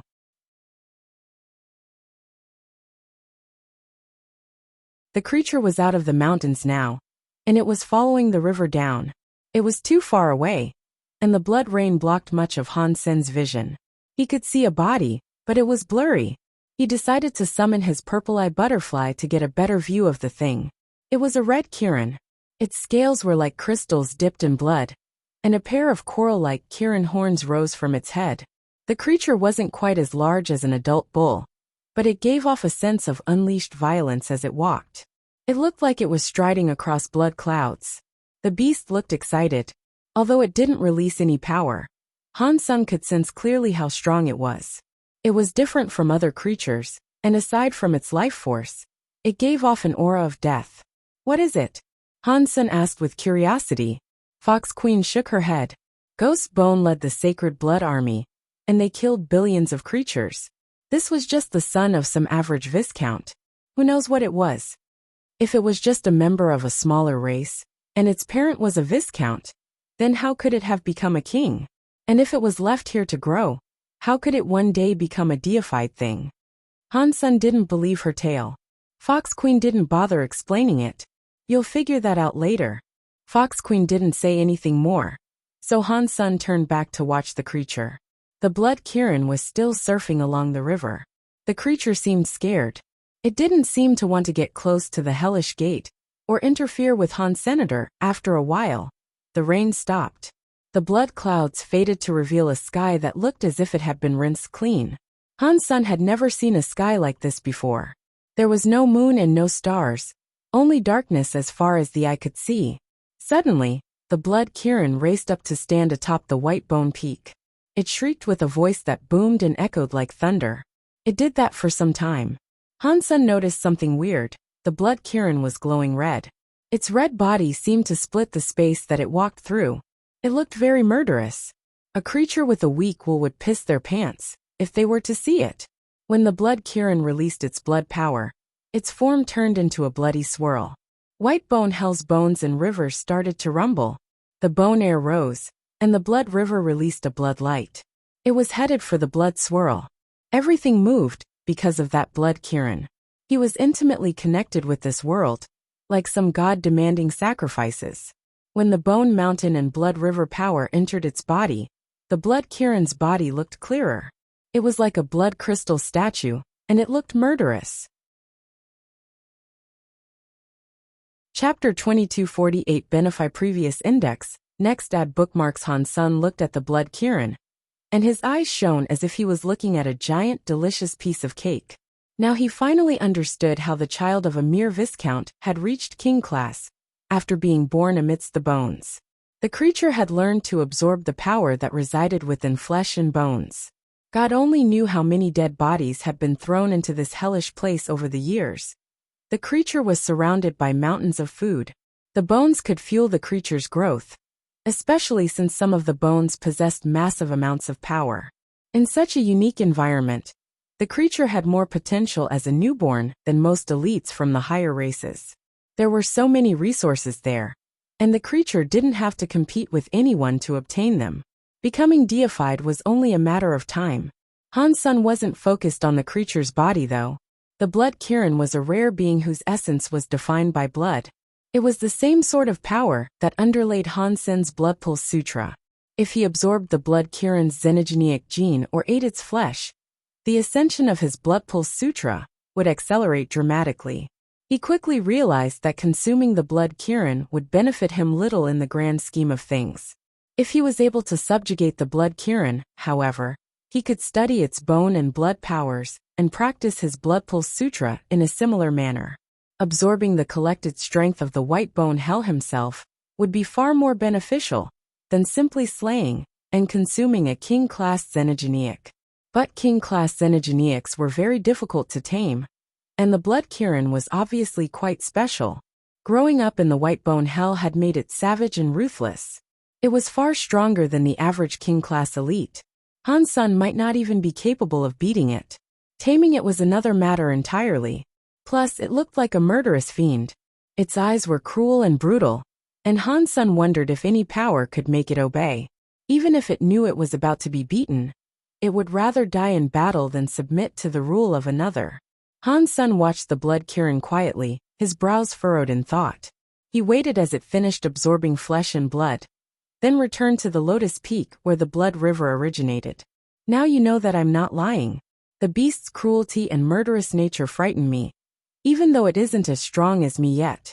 But if it ever becomes deified, it will leave Whitebone Hell and slay everyone it encounters. That includes you and me, Fox Queen said. Han Sen no longer doubted Fox Queen's claims. The Blood Kirin looked far crueler than an ordinary xenogeniac. Even if it was intelligent, it still wanted to kill. That was just what the beast was. I'm just a duke. How am I supposed to beat it? And how are you supposed to help me? Han Sen asked, turning back to Fox Queen. Although Han Sen had a couple of ideas about how he might take the creature down, he still hoped to gain something from Fox Queen for his trouble. If Fox Queen had asked Han Sen to kill the Blood Kirin for her, she must have prepared some pretty impressive bribes. Otherwise, there was no way a rationally minded duke would ever contemplate going up against a king-class xenogeniac. Han Sen never ignored the prospect of free goodies. Instead of answering, Fox Queen sauntered back over to the hellish skeletal gate. Let's go back to the caves for now. You are just a duke, so you are not yet prepared to kill it. I have waited many years for an opportunity like this to arise. I don't know if someone like you will ever pass by me again, so don't worry. I'm not fond of the possibility of you dying. You might be my last chance. Han Sen followed Fox Queen back to the palace. She walked to the mound of treasure, collected a few items, and then tossed them to Han. Senator Han Sen caught the pieces of clothing and examined them. She had tossed him a white silk robe, black leather boots, and transparent gloves. Wear these. They are king-class items. Although you won't be able to access their full strength, they are bound to be of some use, Fox Queen said lackadaisically. Han Sen wasn't too concerned with modesty or politeness, so he just donned the robe as quickly as he could. He pulled the gloves onto his hands and laced up the boots on his feet. When he put on the robe, he felt a channel of power supporting his entire body. He wasn't exerting himself, but even so, he felt as if he could take off in flight. The leather boots made him feel as light as a feather. Wind seemed to gather beneath his feet, and it felt as if a single step could send him 90,000 miles. The transparent gloves were invisible once they were on his hands.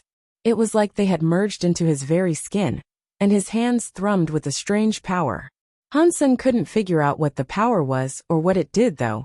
Han Sen had just received 3 king-class items, so he was quite pleased with that. But he kept his face stern and cold.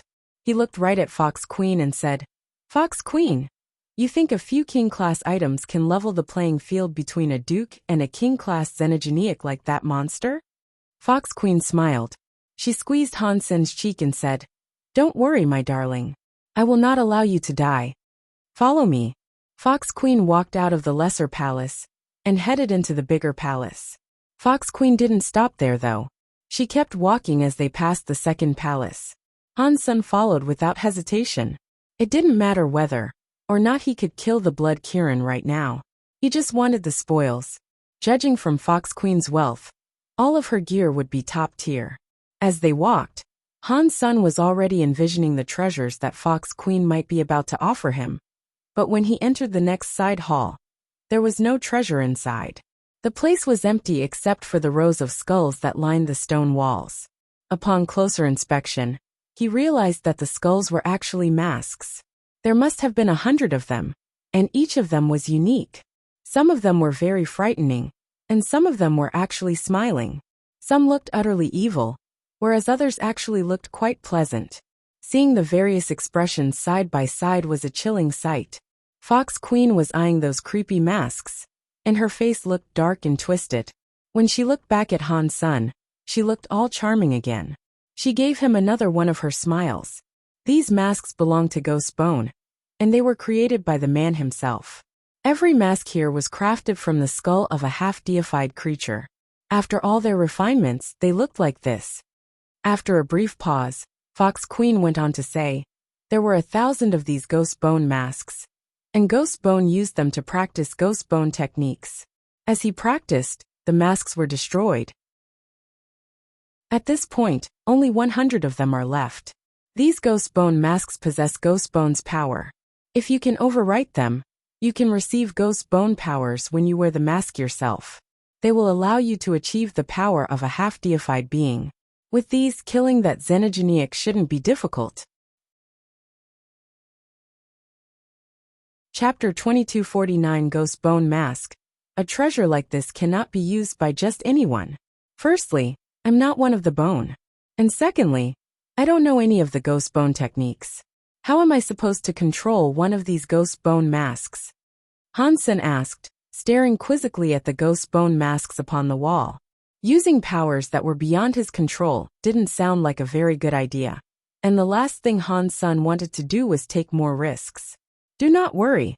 I can teach you ghost bone techniques. As a duke, you should be able to control these ghost bone masks. Fox Queen went silent for a moment, then said, but those techniques are some of the strongest skills created by ghost bone. They are very difficult to practice. I don't know if you will be able to finish practicing a ghost bone technique before the xenogeniac grows too powerful to beat. If you take too long, it might very well end up as a half-deified creature. Fighting it then would be pointless, even if you did have the ghost bone techniques. While the masks are also half-deified, they'd be far inferior to that monster. After all, the creature is a scion of white bone hell itself. It is not a normal being. So the ghost bone techniques can be practiced by people who are not bone themselves? Han Sen asked with a frown. Any race with bones inside their bodies are able to practice these techniques. After they turn their bones into ghost bones, their powers will grow. Furthermore, they develop resistance to dark elements. But, Fox Queen trailed off. But what? Han Sen asked. But when the practitioner's bones become ghost bones, their light element gene powers erode. Fox Queen shook her head slowly. But you have no choice. If you do not wish to die, then this is the only thing you can do. Any problem that it causes with holy powers is a concern for later.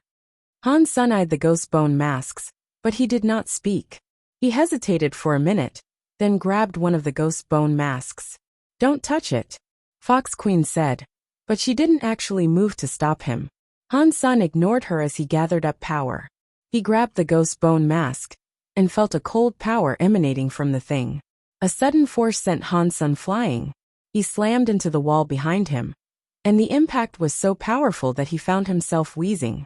I did tell you not to touch it. Until you practice ghost bone techniques, there is no chance that the ghost bone masks will give you their approval. You are lucky that it did not kill you outright, Fox Queen muttered grumpily. These things are obscenely strong. Han Sen got back to his feet and looked back at the ghost bone mask with new respect. Of course, the masks with poor performance were broken long ago. The ones that remain here are the best of the best. Fox Queen sighed and said, I hope you can gain the approval of at least one ghost bone mask before that xenogeniac takes any serious steps toward becoming deified. If you don't, then ready yourself to die here with me. I can try, Han Sen said quietly. When Han Sen agreed, Fox Queen began teaching him a ghost bone technique. She was General Ghost Bone's wife, so she was well versed in his techniques. She had watched him use the techniques for eons, and although she hadn't practiced them herself, she was familiar enough with them to teach Han. Senator Han Sen wasn't in a rush to practice the new techniques though. After Fox Queen explained the skill to him, he spent some time investigating it on his own. He didn't entirely trust Fox Queen, and he was worried that practicing the ghost bone techniques might pose dangers that she hadn't told him about. As Han Sen researched the skill, he learned that it really would weaken his resistance to light powers. But that was the only risk involved with learning the skill, and it really did make the body much stronger. It wasn't difficult to see why General Ghost Bone created the skills and kept them a secret.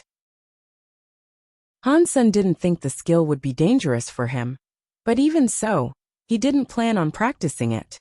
Instead, he had thought of another way to subjugate the ghost bone masks. The power of the masks aligned with the power of the ghost bone techniques.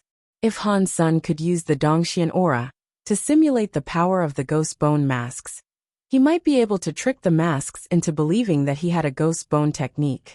Gaining the mask's approval in such a roundabout way might protect him from Fox Queen. If she was planning to use the ghost bone technique against him in some way, then using the Dongxian aura to simulate the technique should leave him less vulnerable. Han Sen remained in the side hall, and pretended to practice the ghost bone technique in the way she had instructed. But in reality, he was using the Dongxian aura and the purple eye butterfly to watch the ghost bone masks. As Han Sun examined the powers of the ghost bone masks, he considered how he might tame that blood Kirin. He wanted to own it for himself. If Fox Queen was telling him the truth, then taming the blood Kirin should be easy once he obtained the power of the ghost bone masks. So Han Sun was in no immediate rush. The key that unlocked the gate to White Bone Hell was around Fox Queen's neck. Unless she opened the gate personally, no one else could enter. In the base of the Ice Blue Knights, Edward looked gloomy. Han Sun had disappeared right in front of him. Edward tried to locate Han Sun using every method he could think of, but nothing had worked. For him, this was a major failure. He is just a marquis. Even if he became a duke, his chances of surviving the wilds of planet Ice Blue are slim. Perhaps he was killed by a xenogeniac? An Ice Blue Knight suggested with a frown. Edward shook his head. No. If he was eaten by a xenogeniac, it would have left behind evidence that I could pick up. Ice Blue Knight King used the full might of the Ice Blue Knights to search for him, but Han Sun eluded them all. There's more to this guy than we thought. Is there no other way to find him? The Ice Blue Knight asked, quite worried about how things were going. Perhaps. Edward tapped his lower lip and spoke slowly. If Mr. White joined the pursuit, perhaps he could find Han Sr. His power is restricted, isn't it? He can only use his strength 10 times throughout his entire lifetime, and he has already used his abilities 8 times. Only 2 uses remain. You think he would spend one of those to search for a mere marquis? The Ice Blue Knight looked at Edward skeptically. He wants the same thing that we do. Otherwise, he wouldn't have come to the systems of chaos in the first place. But if we tell Mr. White what we're after, things will become even more complicated. You think he doesn't already know? When Ice Blue Knight King tried to catch Han Sun, Mr. White must have realized our objective immediately. He just didn't say anything. Edward responded contemptuously. Do you think he will try to find Han Sun on his own? The Ice Blue Knight was shocked. He would go alone if he could, but his power isn't well suited for combat. He can't do much, and thus he has to depend on crime. Even if he knew where Han Sun was, he'd still need Ice Blue Knight King, or us to fight for him. Edward moaned and said, we can wait. Ice Blue Knight King will lose his patience eventually, and he will go to Mr. White. When that time comes, we just have to follow them. Inside the palace, Han Sun was looking increasingly ghostly. His flesh had become a bit transparent, and his skeleton had blackened. Bzzzt. As Han Sun was practicing, he heard the wall tremble and shake. He raised his head and saw a ghost bone mask shivering in small, violent bursts. You are better than I thought you would be. It's been less than a month, and you have already gained proficiency with ghost bone powers. And furthermore, you have activated the approval process of a ghost bone mask. Fox Queen looked upon Han Sun with some measure of shock. Chapter 2250 Ghost Bone arrives. Han Sun looked at the ghost bone mask, and he saw it create a connection with his simulated ghost bone power. This ghost bone mask is one of the weaker ones, but gaining its allegiance in a single month is excellent progress. We still have time. Practice some more to build confidence with the mask.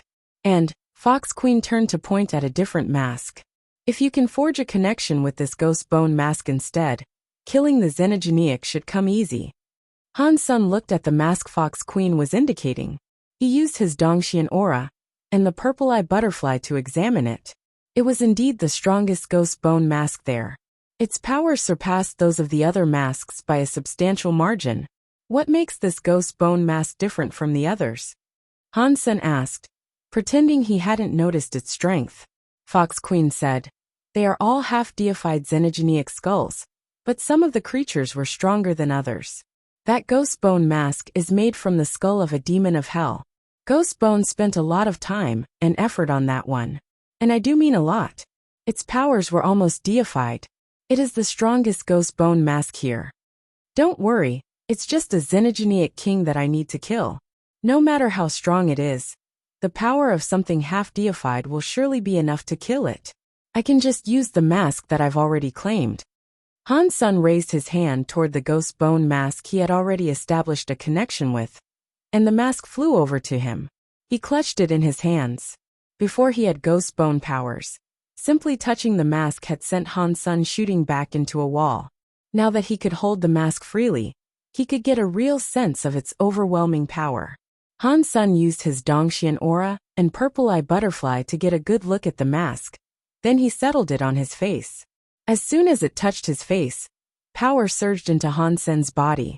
The new energy swelled through Han Sen's ghost bone powers, increasing their might dramatically. Suddenly, Han Sen's face went pale, and worry clenched his stomach. He wanted to take the mask off, but it was now too late to do so. A powerful will roared out of the mask and swept inside Han Senator. It prevented Han Sen from moving a single inch. The ghost bone power was like a tsunami rushing through him. Han Sen's body turned black, and a ghostly aura surrounded him. The will of the mask was demonic, and it felt like everything around them would fall under its spell. It suppressed Han Sen's own will, and it coldly said, "This body isn't the best, but it's not too bad. I suppose I can make use of it." "You are General Ghostbone?" Han Sen had realized whose ghost bone mask this was. He wasn't scared though. He had known there was something off with the item, and he just hadn't been able to determine the precise nature of the issue. At least he knew his feelings hadn't been led astray. Ghost bone powers kept pumping into Han Sen's body. General Ghostbone's will leaned on Han Sen's like a mountain. General Ghostbone's soul was inside Han Sen's head. "Yes, I am Ghostbone King. Thanks to your help, I will now be able to manifest through your body. If you have something you want to do before your death, and it isn't too problematic, I can help you with it."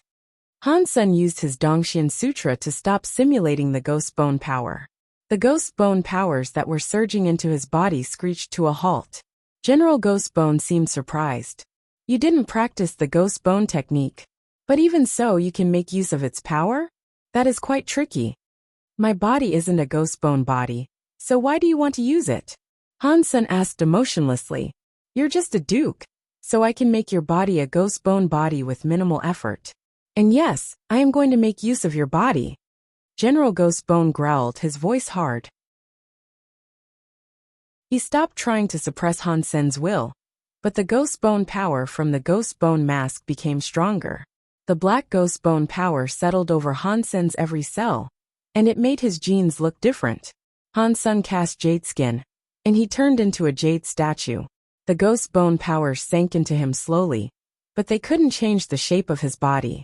"You've practiced an invincible body. That is very rare." General Ghostbone seemed even more surprised now. His voice sounded greedy, and the ghost bone power from the ghost bone mask became even stronger. Han Sen's jadeskin body was strong, but it couldn't withstand the power of General Ghostbone. The power bearing down on him was deified. His jadeskin body began to transform into bone. He was starting to take on the shape of a black bone statue. Han Sen couldn't fight off General Ghostbone's power, but at the same time, General Ghostbone couldn't overcome and defeat his will. "General Ghostbone, do you know anything about a town located in a desert called Ghostbone Town?" Han Sen asked suddenly. "You have been there?" General Ghostbone said. "The place is called Ghostbone Town, so why is a statue of you standing guard before a gate? And who does the statue inside the palace belong to? Is that the leader of Sacred?" Han Sen asked. "You're about to die, and this is what you're spending your energy on?" General Ghostbone asked in wonder. "Well, if I am dying, I don't want to leave this mortal plane with unanswered questions," Han Sen said. "I will tell you. It is where the leader was resting," General Ghostbone explained as he continued changing Han Sen's body. "It's a mausoleum of some sort? Whose statue is in the palace? How did he end up there?" Han Sen asked. General Ghostbone seemed to sneer coldly. Maybe he deserved it. General Ghostbone seemed to harbor disdain for the human king, but he didn't say anything about who he actually was. "Then who is he? And why is his statue there in the palace?" Han Sen kept asking. "You are a dead man. You don't need to know so much." General Ghostbone didn't want to talk. All he wanted to do was morph Han Sen's body. Han Sen's body turned from black to white. He became a being of white bone, which looked very strange. The black bone power was very evil, but now it turned to white bone. And it didn't seem so evil anymore. There was some sunny air inside him. I found a special stone plate inside the palace. Do you know what that is? Han Sen asked. Han Sen had many questions, and it seemed as if only General Ghost Bone could give him the answer he sought. General Ghost Bone paused. Even the Ghost Bone powers that were changing Han Sen came to a halt. The question had obviously stunned General Ghost Bone. You found the relic. Why do you have it? General Ghost Bone quickly asked. I have it with me right now. What is the relic? What does it do? Han Sen asked. Haha. God is helping me right now for sure. With this relic, I can access the item located inside that holy monument. My Ghost Bone era is on its way. General Ghost Bone laughed like a madman inside Han Sen's brain. Chapter 2251 What a good person, General Ghost Bone. You are to receive so many benefits off me. Can you at least let me die as an educated man? Han Sen spoke it strangely. General Ghost Bone stopped his cackling and said, Thank you for doing so much for me. But I am afraid I do not have the time to talk with you. All you need to know is that the relic you recovered is a key that enables the opening of Sacred Leader's treasure box. When I get the relic from the holy monument, I will use your body to travel around the world. Your body will most certainly be a famous one. You will not be dying in vain. So what if you have a key? Do you even know where the holy monument is? Han Sen asked. If I did not know, what would the point be in me taking that plate? The holy monument resides on this very planet. I just need to get out of this body. Then, I can go to the monument and recover the leader's relic. General Ghost Bone seemed to be very excited. He appeared to be drowning in his own dream. Han Sen was only just a duke, and back then, General Ghost Bone was incredibly strong all around the world. He would even look down to all the king-class elites, but now he had no choice. Given the opportunity for something else, he wouldn't have settled for a duke though. Back then, if he selected a deified body, he would have to consider. Now a duke was in his control. He thought that it was his item already, and Han Sen was not so sure he could escape this. Han Sen, after hearing a bit, acknowledged it was mostly General Ghost Bone's dreaming. He had not told him where the monument was exactly. When he was just about to ask more, his body trembled. The Ghost Bone mask was reduced to dust across his face. General Ghost Bone's will was headed into his own will see. Right now, Han Sen had become a holy bone. He looked as if he was a crystal, or a statue made from bone. It felt as if people that saw him would definitely wish to obey him. Han Sen knew that his body had finished the modification process. It was too late for him to ask General Ghost Bone anything now. Everybody, I am back. Shake beneath the quake of my footsteps. General Ghost Bone's will was something truly demonic. He was screaming into Han Sen's own will. General Ghost Bone, when entering Han Sen's will see, became shocked. Why is your will see like this? General Ghost Bone looked at the will see. There was a tower in the middle of it, and inside, there was all sorts of beasts and xenogeniacs around it. It was like a little world all of its own. General Ghost Bone had not seen anything like that before. It's actually called a Sea of Soul. Han Sen's voice sounded inside the Sea of Soul. I do not care about what this Sea of Soul is when I am here. This is my territory. General Ghost Bone's powerful willpower was suppressing the Sea of Soul. He wanted to claim that place and destroy Han Sen's will. Once he accomplished that, he could fully claim Han Sen's body for himself. But as soon as his soul arrived there, in the corner of the Sea of Soul, a black crystal armor set suddenly came to life and lit up in his eyes. A scary will took over the entire Sea of Soul. General Ghost Bone's powerful deified will was destroyed when that will came. He did not stand a chance. Impossible. Impossible. Arg. General Ghost Bone did not have the opportunity to escape the Sea of Soul. He screamed, and that scary will of his was crushed into nothingness. The black crystal armor set's power faded. It was like nothing had happened all that time. A general's will had oh so quickly been entirely dismissed.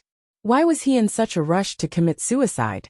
He did not even tell me where the holy monument was. Han Sen knew this was going to happen. Nothing would end up well for someone who sought to invade his Sea of Soul. Han Sen might have felt a little sorry for what happened, but he was ultimately made happy. General Ghost Bone's leftover power was still inside Han Sen's body, and that was his own now. He could become better with it. Much Ghost Bone power gathered up in Han Sen's body. If he refined all that Ghost Bone power, he could become a duke. That being said, it really was just leftover power from General Ghost Bone. It would not be as effective as a perfect and raw power.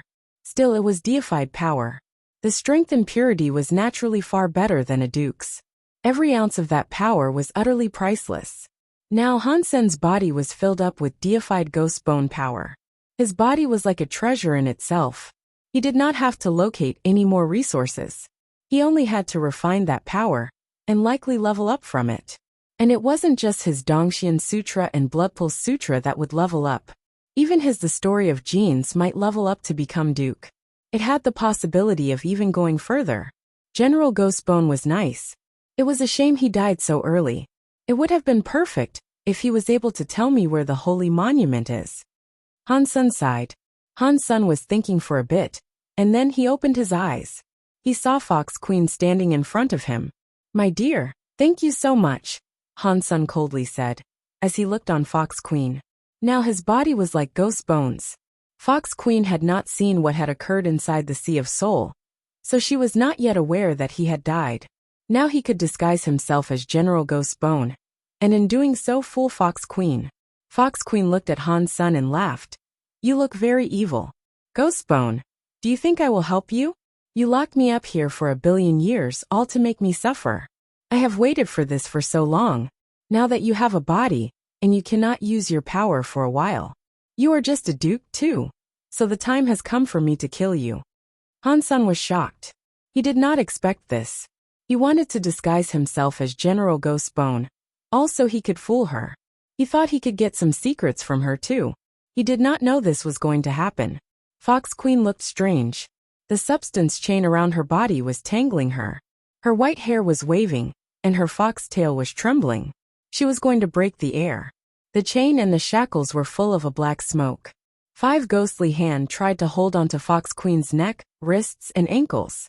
Fox Queen's substance chain blocked those black hands though. The hands could not stop her.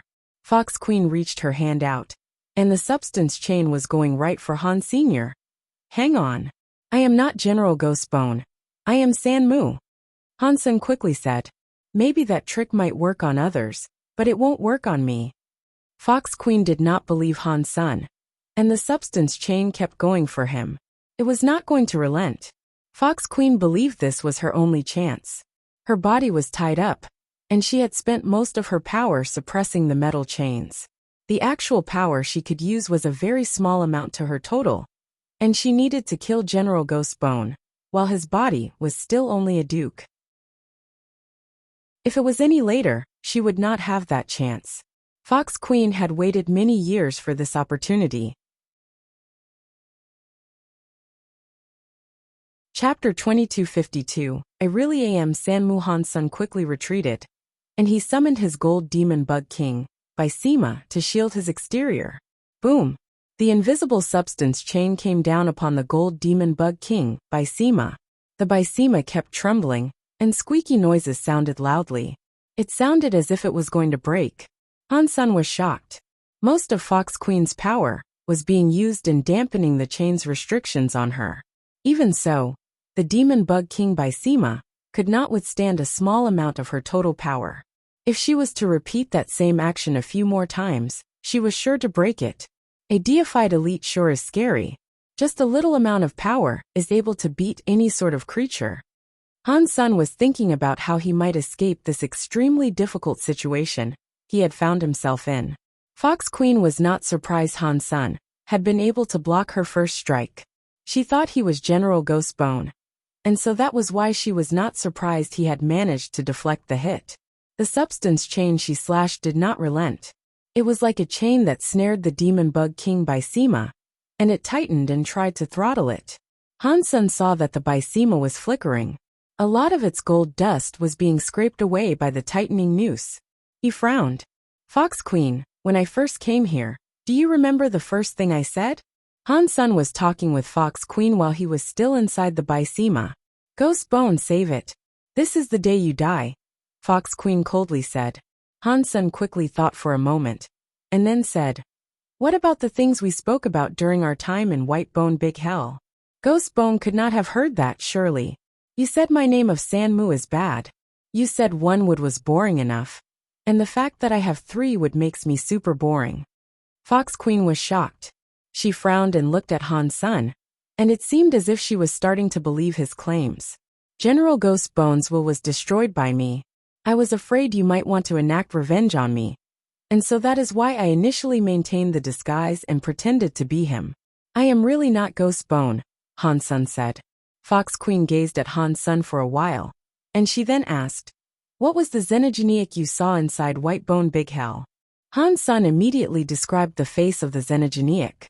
After Fox Queen heard what he said, she believed him even more. Fox Queen hesitated for a moment, and then she asked Han Sen, "When you were brought here by Little Black, I did not talk to you. What did I say?" "You did talk to me," Han Sen thought, and then he said to her, "Come." Fox Queen, when hearing Han Sen, looked to be startled. The substance chain on the Bysema started to fade. Her eyes opened wide, and with a look of disbelief, she looked at Han Sr. "You really are Sanmu?" "I really am Sanmu. I am not Ghost Bone. How can I make you believe me?" Han Sen felt as if he was going to cry. He should not have tried to disguise himself as General Ghost Bone. He should have been honest with her. The way you think and speak is different, but Ghost Bone is evil. Fox Queen was still a little hesitant to believe him. She did not believe Han Sen could overcome and destroy the will of General Ghost Bone. General Ghost Bone was of the top 10 generals of Sacred. Her and General Ghost Bone were deified, but not even she could come close to defeating General Ghost Bone. Han Sen was merely a duke. "I really am Sanmu." Han Sen felt bad. He did not know of a surefire way in which he could prove his identity to her. "How did you destroy General Ghost Bone's will?" Fox Queen looked at Han Sen and asked the question. Han Sen answered, "I am talented. My willpower exceeds the willpower of deified elites.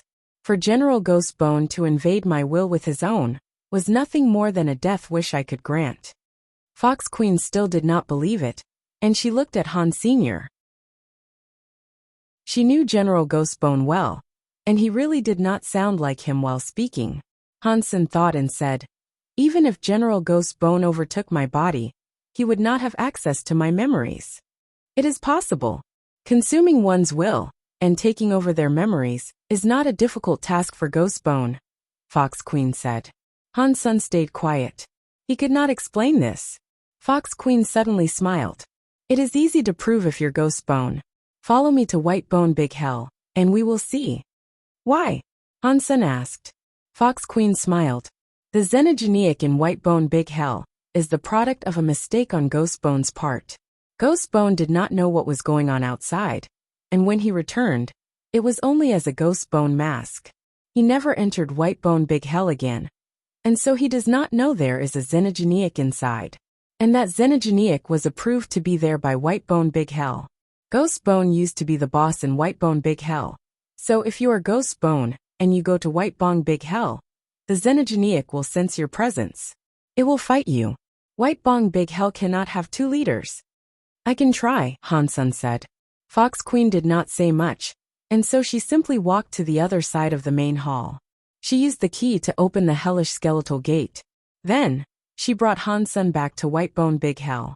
Han Sen stood atop the peak of White Bone Big Hell, and he did not feel anything special. Han Sen had been worried his Ghost Bone power would trigger White Bone Big Hell. Fortunately, nothing of the sort happened. Fox Queen kept staring at Han Sen, ready to kill him at a moment's notice. But when Han Sen entered, White Bone Big Hell did not have any reaction. The xenogeniac did not come looking for Han Sen, and so this surprised her a good deal. "You really are Sanmu." Fox Queen started to properly believe Han Sen now. "Sis, I really am Sanmu." Han Sen presented her with a wry smile. Fox Queen brushed her hair and looked at Han Sen queerly. Ghost Bone would never believe he'd have been killed by a duke. Hearing her say that, Han Sen breathed a big sigh of relief. It seemed as if Fox Queen well and truly believed him. "Fox Queen, Ghost Bone is dead. You and I have no grudge with each other, so there is no need for a fight." How about we search for a way in which we might be able to leave here? That way, you can go back to exploring the world, Han Sen said, while looking at Fox Queen. Fox Queen sighed. If I could break the lock, I would already be out. Why else would I be guarding here?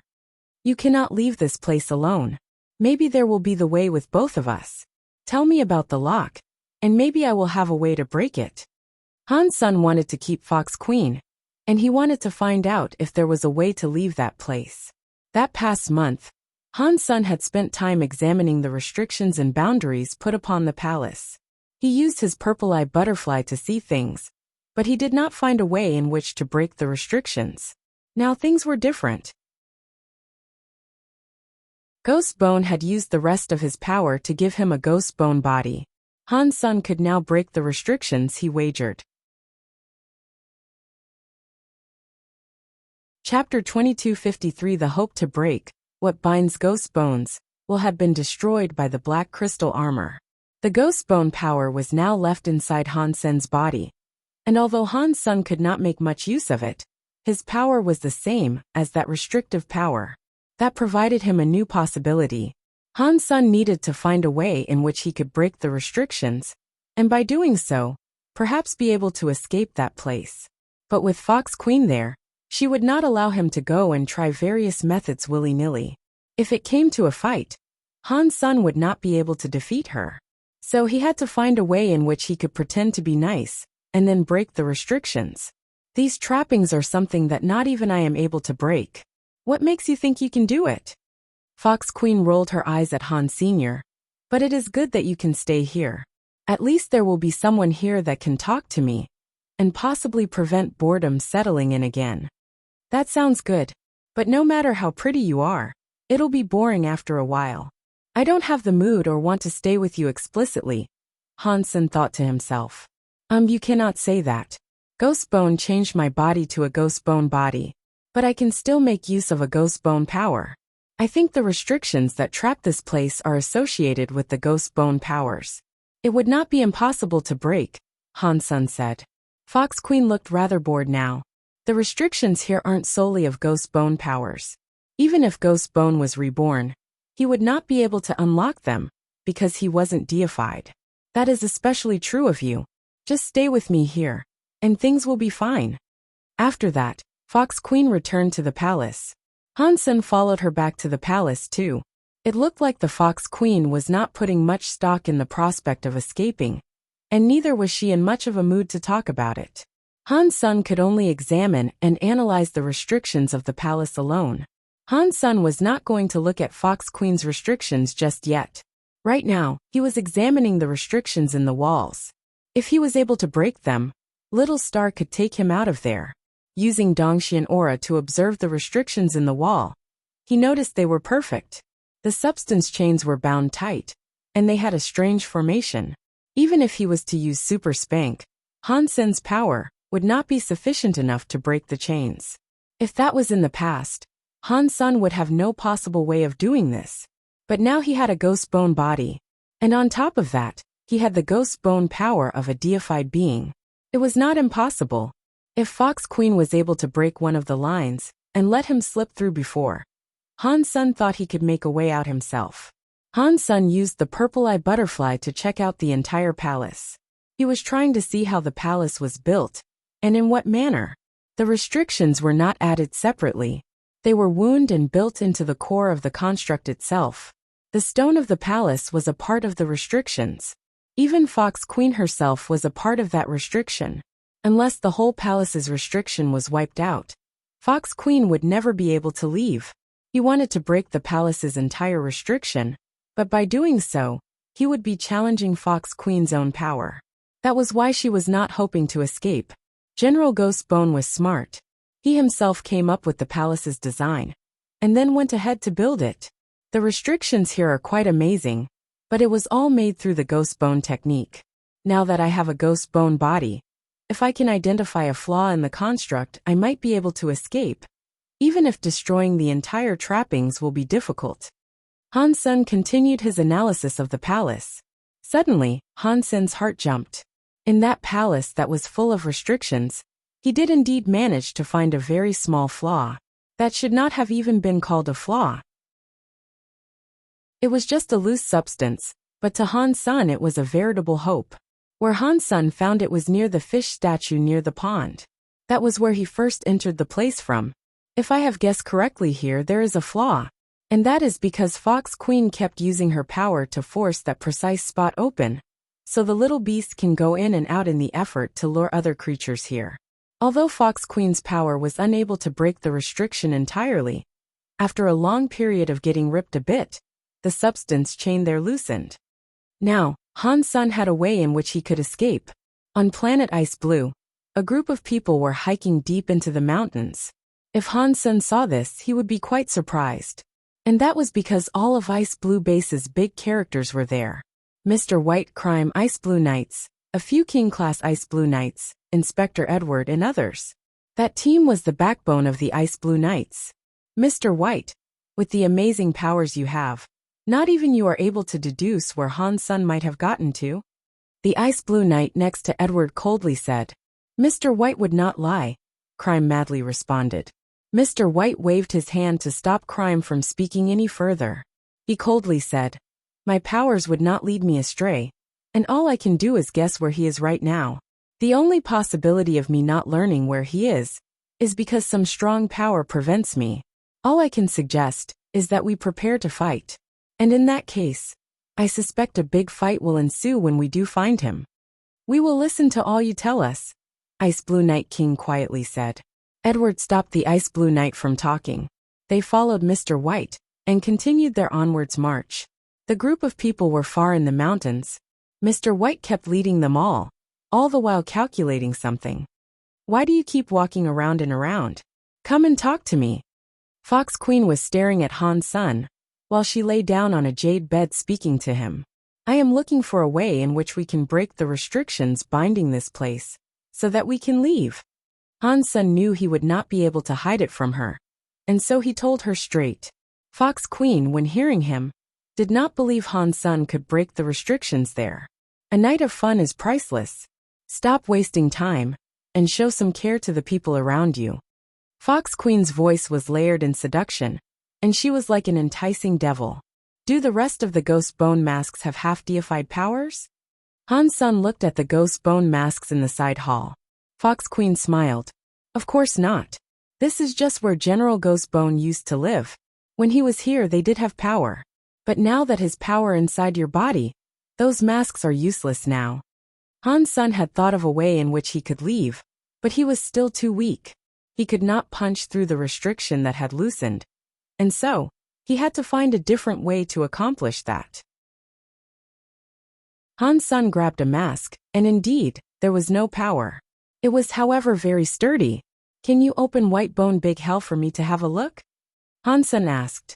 Since the ghost bone masks were useless, Han Sun turned his mind to the Blood Kirin. If he was able to enlist its help, it would be far easier for them to leave. Why would you want to go in there? Fox Queen asked Han Sr. I want to see if I can tame it. If I gain its power, I might be able to break the trappings. Han Sun was honest, as that was exactly what he was thinking. Ah, okay. That is good thinking. Alright, you go do that. Fox Queen threw the black bone key that hung around her neck at Han Sr. Chapter 2254 Breakthrough. Han Sun was a duke, and he wanted to tame that Blood Kirin. Fox Queen thought that was a ridiculous notion. The Blood Kirin was as exemplary as a king could be. It might not lose a fight against a half-deified being, even. And on top of that, it was the fostered son of White Bone Big Hell. That was its home turf, and that could see it buffed by belonging there. It was lucky that Han Sun was able to make use of that shield of his to stay alive. But Fox Queen thought it was an absolute joke that he wanted to try and tame the Blood Kirin. But since she had nothing else to do, it might have at least helped to stave off boredom for a little while. After Han Sun entered White Bone Big Hell again, he headed for the lotus-like mountaintop. If he did not have what it took to tame the Blood Kirin, he'd instead resort to practicing Blood Pulse Sutra, and at least bring it up to the rank of Duke. Then, he could use Jade Skin and Super Spank in the hopes that would be enough to break that chunk of the palace's trappings. Fox Queen was standing in front of the hellish skeletal gate. She was watching Han Sen's movement. Han Sen had a ghost bone body, and in the blood Kirin's eye, that made him a perfect bevy of nutrients. Something interesting was sure to happen if the blood Kirin sensed his coming. Just like Fox Queen thought, Han Sen was 50 miles away from the Lotus Peak when a roar sounded from his destination. A moment later, the blood Kirin came down from the Lotus mountaintop with its red cloud. Its bloody eyes were staring right at Han Senator then.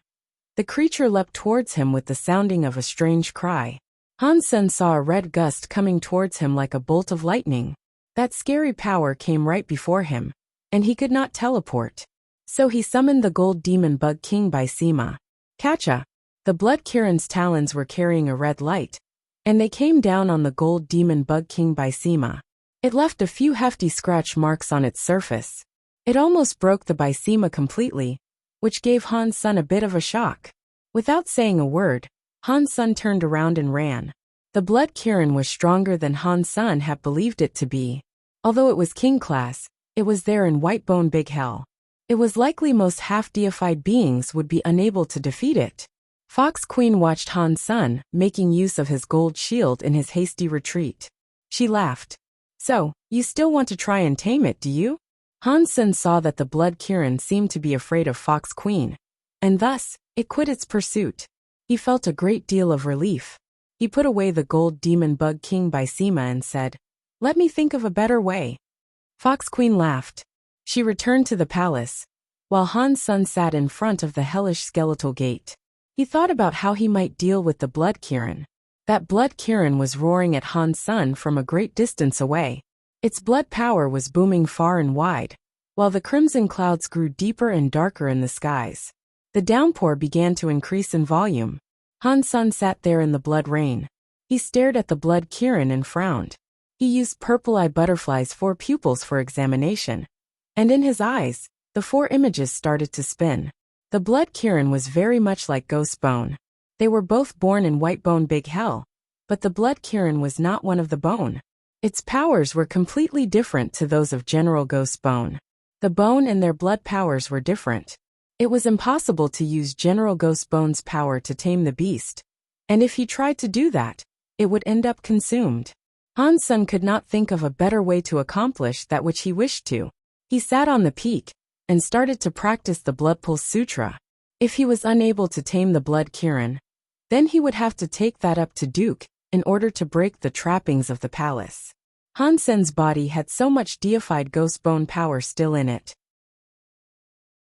Han Sen used Blood Pulse Sutra to refine it slowly, so he could extend the practice of Blood Pulse Sutra. Deified powers were very thick. Just a little power would enable Han Sen to practice all day. It made the Blood Pulse Sutra swiftly improve as well. It made Han Sen believe that General Ghost Bone was almost a good person. Fox Queen went to visit Han Sen a number of times in an attempt to seduce him, but Han Sen never said a word to her. It made her feel as bored as ever, and her visits reduced in frequency. Fox Queen liked it when people were clean. A place like Whitebone Big Hell was not somewhere she was fond of. Han Sen was sitting atop the peak practicing Blood Pulse Sutra. Whenever that blood Kirin came out to absorb the blood bone air, it would roar at Han Senator, but it was also scared of something. It would never attempt to go near the hellish skeletal gate. Again it would just roar at Han Sen and that was it. After a long amount of time went by, the blood Kirin would occasionally take to coming a bit closer to watch. It had at the very least stopped roaring at Han Senator with the deified power's help. The Blood Pulse Sutra's growth came quickly. When Han Sen studied the Blood Pulse Sutra, the blood pulse power was all over him. The blood would start to melt like the sea, and the ghost bone body would even have a layer of bloodlight. I wonder what element it is when Blood Pulse Sutra becomes Duke. It cannot be an element to make babies. Han Sen thought about the Blood Pulse Sutra's possible element, and he felt strangely. He thought Blood Pulse Sutra's element would be more suitable for a woman. A big man should not have been learning a technique that was designed for making babies. That made no sense. But the Blood Pulse Sutra did have many benefits. It always made Han Sen want to stay and not give up. After almost a month went by, Han Sen had already managed to absorb 5% of the ghost bone power. And it was around that time when Han Sen's Blood Pulse Sutra started to break through to the Duke class. I hope when Blood Pulse Sutra reached Duke class it will have an element in which I can fight with, Han Sen thought to himself. Han Sen ran the Blood Pulse Sutra again, and then a red air appeared everywhere. It made Han Sen's cheeks look very rosy in color. That red color eventually covered him all, and had him look like a red statue. That blood Kirin somehow inched its way atop the peak. It stared at Han Sen practicing the Blood Pulse Sutra, and the look inside its bloody eyes was a very strange one. The blood Kirin usually appeared after the rainy blood had subsided, but the blood rain had not begun right now. It was not yet active, and with it there, staring at Han Sen, it was difficult to determine what it wanted. Han Sen had not noticed, and this was his most important moment in breaking through with the Blood Pulse Sutra. He did not have the time to concern himself with something else. The blood Kirin was scared of Fox Queen, and that is why it did not wish to get close to the hellish skeletal gate. But today it was behaving differently. It may have still been a little hesitant too, but it walked around the peak while staring at the blood air-looking Han Senator. It gritted its teeth, and then walked towards the mountain, where the hellish skeletal gate was. The blood Kirin used to be cruel, but now, it was approaching the white bone as if it was sneaking. It headed towards the peak, without the intent of alerting Han Senator. Han Sen's body became a blood crystal. It was the important moment now, which would see him become a duke. The ghost bone power kept getting refined, and it was turning into a strong blood power. It made his body's blood power get stronger. It was like an endless tsunami striking the end. Chapter 2255 Blood Pulse Level Up. Although he was leveling up, the blood Kirin was still being very careful in its approach. Even so, Han Sen was able to detect its coming. Consequently, Han Sen looked cold. He wondered whether or not he should summon the Demon Bug King by Sima and holler for Fox Queen. The reason for Han Sen leveling up there, instead of the palace, was because he did not actually want Fox Queen to see him ascend in rank. He did not think the blood Kirin would dare get so close. Due to the current time not being the usual time, it would emerge from the Lotus Mountaintop. So right now, it was likely not a dangerous time. But the blood Kirin had indeed emerged, and it had bravely made the climb there. Observing it be all sneaky though, Han Sen chose not to do anything. He remained still in his inspection of it. The blood Kirin was being more careful the closer to the peak it got. It looked terrified.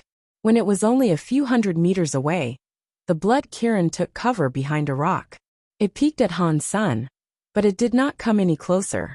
Han Sen kept up the process of leveling up to Duke, all the while watching that blood Kirin. If it did something, he really would have to call for Fox Queen and make use of his Demon Bug King by Sima.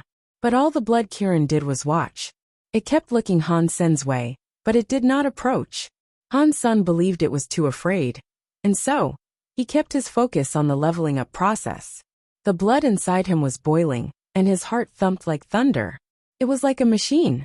His heartbeat was throbbing like a drum. When the heart pumped, it made the blood inside him spin. The temperature of his blood rose. Seeing it reach a critical point, Han Sen did not have the time to watch the blood Kirin. So, he summoned his Demon Bug King by Sima to commit to the final push. Han Sen was like a blood man. The blood seeped out of his skin, spreading all over. It hardened to create layers of blood crystals. That was not because something awry had happened with Han Sen's leveling up process. The blood that was coming out was like the skin of a snake. It was him releasing his old blood, to be replaced by a newer blood that possessed a strange power. When the blood was exchanged, that power inside him increased. The body was wrapped up in that old blood, and it made Han Sen look like a bloodstone. He sat where he was unmoving. His body was drowning in an ecstatic feeling. Leveling up his Blood Pulse Sutra to the rank of Duke was a smooth and prolonged process. It was not a sudden change. The blood, from being Marquise, became Duke. And eventually, the leveling up process was over. And Han Sen was now Duke again. Han Sen came out from an empty mind. His face felt wet. He opened his eyes and he was shocked. He saw a red tongue lick his face. The blood Kirin was there. How did it come inside? The Demon Bug King by Sima did not work. Han Sen was shocked, and so he stumbled back. But that Kirin followed him. It remained next to him, as Han Sen's speed was slower than it. The blood Kirin did not release any power though. Again, it just licked Han Sen with its tongue. Han Sen was terrified, and he realized the blood Kirin was licking his old blood.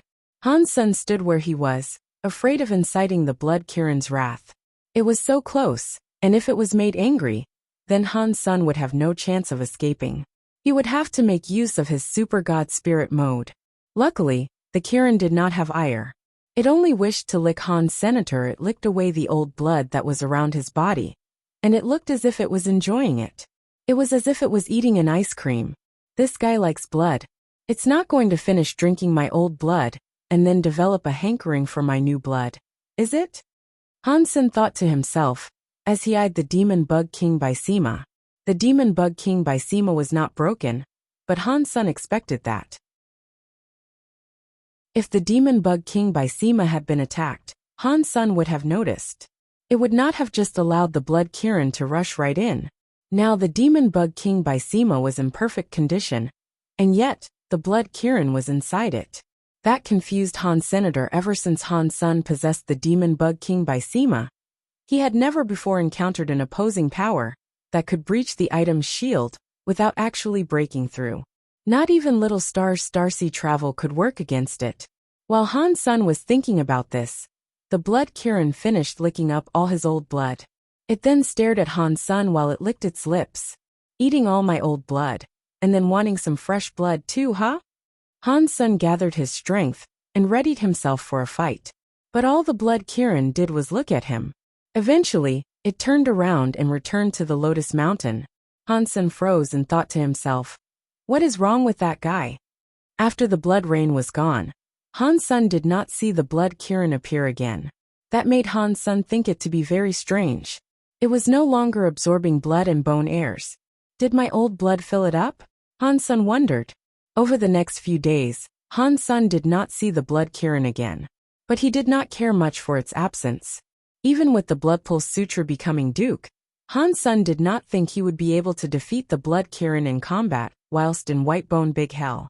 And Han Sen had yet to figure out how the blood Kirin had managed to get through his Demon Bug King by Sima. After Han Sen investigated the Duke-class Blood Pulse Sutra, he wanted to learn what element it was associated with. And he wanted to know if his dual element ability could bypass its restrictions. After opening the Blood Pulse Sutra's element, Han Sen's fitness was greatly increased. It was not as effective as Jade Skin, but it was not all bad. Aside from that, there was nothing else special about it. And that factoid depressed Han Sen a little. He felt that the Blood Pulse Sutra possessed a strange power. But he could not make use of it, because he did not know how to make use of it. It was like a human's organ. Humans now knew where they were and what they did. But before technology had been developed, they did not know what they did. This power will not only be available for the children, will it? Han Sen felt depressed, and so he decided to ask the members of Blood Legion and learn more about what Blood Pulse Sutra. It would be a waste to reserve it only for the act of making babies. Jade Skin and Blood Pulse Sutra's two elements were both quite strong. Han Sen calculated he had a chance to break the restrictions. But to ensure it would work, Han Sen decided to help Little Angel become Duke first. With Little Angel's power, it should go swimmingly. Han Sen's body was imbued with a lot of ghost bone power. And if he was to give some to Little Angel, it would be far easier for her to become Duke. But while Han Sen was in the midst of doing that, he realized Little Angel went against the ghost bone power. She was unable to absorb it. Han Sen had just remembered that Little Angel was associated with a holy element. Ghost bone power seemed to be afraid of light or something like that, as those two powers did not connect. There was nothing too unusual about Little Angel being unable to absorb that stuff. In that case, there is only one thing to try. Dongxian Sutra and the story of genes are difficult to level up. And even with the ghost bone powers here, bringing them up to Duke won't be something that can be achieved in a short amount of time. Han Sen was thinking about how he might be able to break the trappings of the palace and get out. It was then that the blood Kirin came running out the mountain. Han Sun did not realize it at first, as it always used to keep running out. It was something that Han Sun had gotten used to, but now that he took a look he was given a shock. That blood Kirin's body was demonstrating some new changes this time. It was the size of a bull previously, but it was smaller now. Now it was the size of an adult lion. Its scales were like jade. Its colors that were previously dark red were now bright red. The horns on its head were also transparent now too. As Han Sun was looking at the blood Kirin, he thought something about the guy had changed. He couldn't tell what had changed though. Amidst Han Sun's confusion, that blood Kirin came running to the foothills of that mountain. It looked up at Han Sun, and in its mouth, it was holding something. Han Sun looked closer, and he noticed it was a red vine. The vine was holding a fruit on it. It was similar to a pear, and it was around the size of a fist. The body of the fruit was red, but you could see its core in its center. The blood Kirin tossed the vine, and shouted at Han Senator. It used its legs to nudge the vine towards Han Senator. What it was doing was obvious. Han Sun was shocked, and so he thought, is this guy feeling grateful about being allowed to drink my blood? Is he giving me this pear as some form of payment? Seeing Han Sun not make a move, the blood Kirin shouted at Han Sun again, and once more it pushed the vine forward. Then, it took a step back and shouted at Han Senator. It was as if it was telling Han Sun that there was no need for him to be afraid. Han Sun was not afraid. He walked down the mountain and picked up the vine. The blood Kirin, when he saw him pick up the vine, turned around and ran back towards the Lotus Mountain. Han Sun could feel the blood pear possess a strong life force. It was certainly not something common, but his body had a lot of ghost bone power inside it already. It would be a waste to consume more nutrients before the former had been refined. Han Sun let Bauer out, and he decided to give her the pear. Bauer looked very happy receiving it, and she picked the pear off of the vine. But strangely, when the pear left the vine, the blood vine became blood. It just vaporized. Seeing Bauer bite into the pear, the juice went everywhere. The sweetness that permeated the air smelled so good, and that life force was bursting out everywhere. I do not know what kind of fruit that is. Pears should grow on a tree, but that was growing on a vine. It should be a different species, Han Sun thought to himself. Bauer ate the pear, but there were no changes to her. She was still the same as usual. When she grew to her form of around a 5 or a 6-year-old child, her growth had come to a standstill. She had not continued to grow. That made Han Sun wonder whether or not Bauer would require an extra gourd if she was to grow up further. Han Sun returned Bauer to Destiny's Tower, even though she was not fond of the place. Han Sun returned to the palace.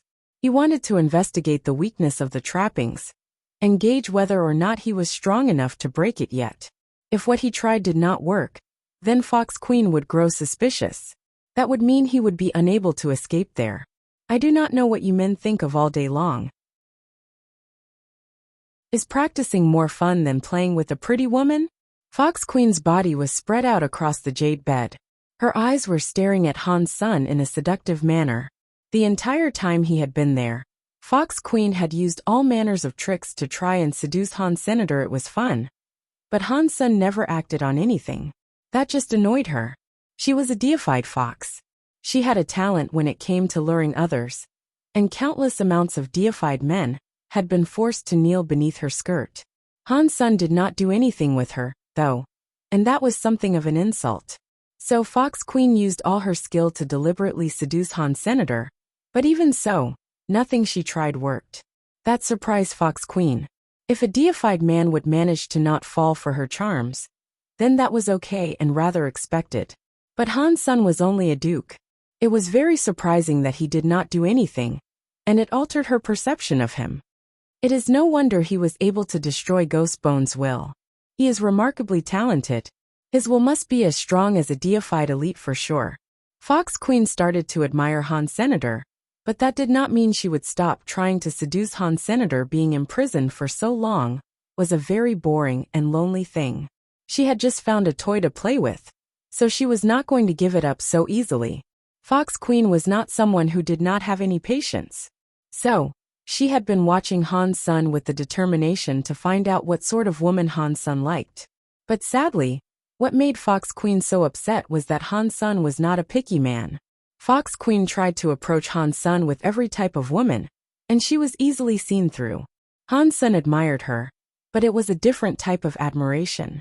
That is what made Fox Queen feel so strange. With her experience, she knew those type of men were the easiest to seduce. But Han Sun could withstand her seductive ways, and it was rather confusing. Fox Queen was not going to give up though, and that was mainly due to the fact it was so boring otherwise. And she wanted her deified pride back. So Fox Queen prepared Han Sun a large meal. Han Sun looked around and saw the mouth of the fish statue, where the water was coming out from. That seemed to the most likely way of exiting.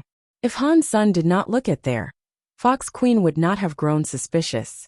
Han Sun kept looking though, and he said, "Have you not heard of that old saying?" "What old saying?" Fox Queen toned her voice with a sultry drawl. "Life is precious, and love is even more valuable. If we died for freedom, both of them would be lost. Now that I do not have freedom, how can I think of anything else?" Han Sun sighed. "You are such a wood. Have you not heard of the saying, life is short, and so you should have as much fun as you can?" Fox Queen spoke with a lustful voice. "I have." Han Sun looked at Fox Queen, but the look he saw froze him. Fox Queen's big black and white eyes were extremely attractive. It looked as if there was a power inside them. They made Han Sun lose his focus, and he suddenly found himself attracted to her via the eyes. Chapter 2257 Stunning Soul-Taking Eye. The stunning soul-taking eye was the highest class Geno art that the foxes possessed, and learning the skill required the talents of a fox's eyes. 1,000 different people could be polled on a single subject, and they would most likely give 1,000 different responses. Everyone's interests, opinions, and desires were unique. So, it was all very possible for certain people to fall in love with people that others would deem to be ugly.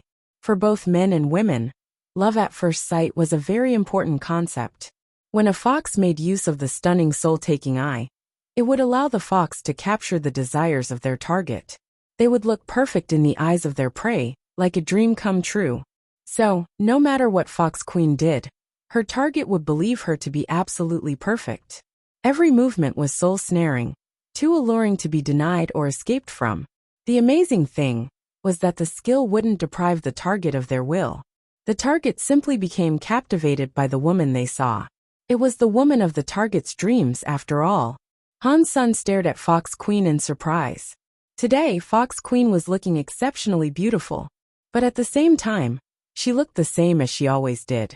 Her eyes had just become intoxicating, and her beauty was making it difficult to breathe. "Today you look remarkably special." As Han Sun looked at Fox Queen, his expression softened. "What would you say is remarkably special?" Fox Queen smiled. Han Sun smiled back, his cheeks coloring slightly as he did so. His eyes brightened. "Very beautiful," Han Sun managed to say, after a moment of thought. He couldn't think of an adequate way to describe the beauty of Fox Queen right now, and so that was all he could fumble out. "Was I not beautiful prior to this?" Fox Queen spoke evilly. "You were always pretty, but today you look extra beautiful. There is something different." As Han Sun spoke, he looked very nervous. It was like he had been thrust back to his days of first love. The first time he spoke to the girl he had a crush on. It was a feeling that made his heart pound. It was so strong, like his heart was actually trying to leap out of his chest. "Do you like how I look right now?" Fox Queen asked, as she stared right at Han Sr. "I like it." Han Sun gulped. "Then why are you still standing there?" Fox Queen turned her body to lay on her side, and as she did, she loosened her robe. She revealed her soft shoulders and delicate legs. I. Han Sun's face was extremely red. He didn't know where to place his eyes or his hands. Fox Queen took deep, satisfied breaths, and she thought to herself, "No matter how strong your will is, beneath my stunning soul-taking eye, you won't even be able to resist the temptation to suck my toes." Han Sun seemed as shy as a nervous virgin, and Fox Queen stood up and walked before him. She raised his hands and brought them up to brush the soft skin of her face. She rubbed her face against Han Sun's hands and stared at the man lasciviously. Although Fox Queen did not say anything out loud, her eyes spoke on her behalf. If Han Sun's face got any redder, It was going to start bleeding. He mustered the courage to hold her stunning face with 2 hands. He nibbled his lips. It looked as if he greatly desired to kiss her, but he did not dare to. Fox Queen closed her eyes and raised her pretty face, like a princess waiting for her prince. That pretty face now seemed to suggest that Han Sen could do anything he wished to. Feeling Han Sen's deep breathing and hot body, Fox Queen felt as cocky as she did disappointed. She had beaten Han Sen so quickly, and the interest she had in him seemed to evaporate. Fox Queen was thinking of new ways in which she could play with him when he fell fully under her spell. She wanted to see what ways she could make him suffer for her. Maybe I'll tie him up when he loses control. That would be an interesting sight, Fox Queen thought. But Han Sen's lips were yet to come up to hers. Pang! Fox Queen heard a loud noise. And then, Han Sen's presence just disappeared from right in front of her. She was so shocked that she had no idea what had just happened. And then she understood. She opened her eyes and peered at the fish statue. The bindings of the palace were weakened there, and Han Sen and Little Star had slipped right through that tiny gap. He ran. I can't believe he actually ran. Fox Queen stood where she was, completely frozen in place. She couldn't believe Han Sen had actually fled. Fox Queen hadn't believed that Han Sen had even a tiny chance of breaking through the walls of the palace. And the way that Han Sen had shrugged off her stunning soul-taking eye was inconceivable. When she realized what had just happened, her face darkened with fury. She had just been manipulated. A deified fox had just been played by a duke. Fox Queen wanted to take her anger out on him, but she was unable to. Han Sen had already fled. Even swearing revenge would be utterly pointless, since she still had no way of escaping her cage. Han Sen combined himself with Little Angel, and after summoning the powers of Jade Skin and the Blood Pulse Sutra, he used Super Spank to strike the mouth of the fish. The loosened restriction was widened more and more. He mounted Little Star and escaped the palace right through its mouth. He moved fast, and he didn't dare to slow down. It was his best chance to escape. Fox Queen believed him to be under her spell, so she couldn't react in time to prevent him from leaving.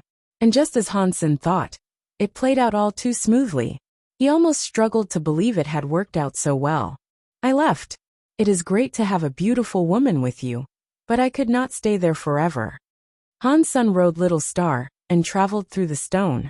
He felt so happy that he started to sing songs. He thought to himself, I am so talented. I could totally have become an actor. If I ever planned to make a movie, Little Lee would have to work for an additional 50 years to become worthy of my film. Han Sen allowed Little Star to follow the metal pipe out. He would return to the underground cave system before thinking about what to do next. Quickly, Little Star took Han Sen back to the underground river. Little Star deactivated its Starsea travel ability, and its body regained its corporeal form. Han Sen continued to sit comfortably on its back as it swam toward the surface of the river.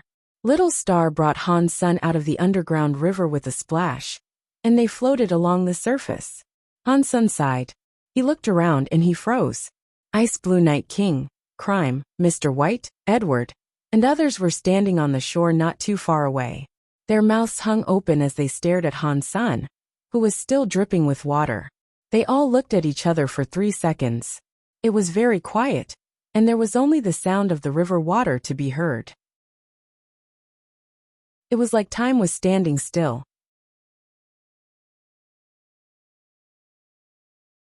Chapter 2258. Back to the stone hall. Shit. Why are they here? Han Sen reacted immediately, directing Little Star to dive back into the dark river. Before Little Star escaped beneath the dark waters, Han Sen felt a frightening wash of power come for him. Within 1 second, the river was vaporized into nothing. Han Sen summoned his demon bug king by Sima to block that frightening attack, but the shield was damaged so much that it cracked. It was on the precipice of shattering completely. Fortunately, Edward didn't really want to kill Han Sen until they knew if he was carrying the relic. If they killed him right where he was, and he didn't have the relic on him, there was a chance they'd never find it. If they had simply wanted him dead, then the demon bug king by Sima wouldn't have been able to survive their attack. It would have broken.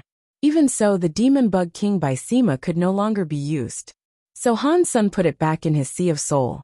After Han Sun blocked the initial attack, Little Star ran into the stone to try to escape. But that stone wasn't enough to stop Edward.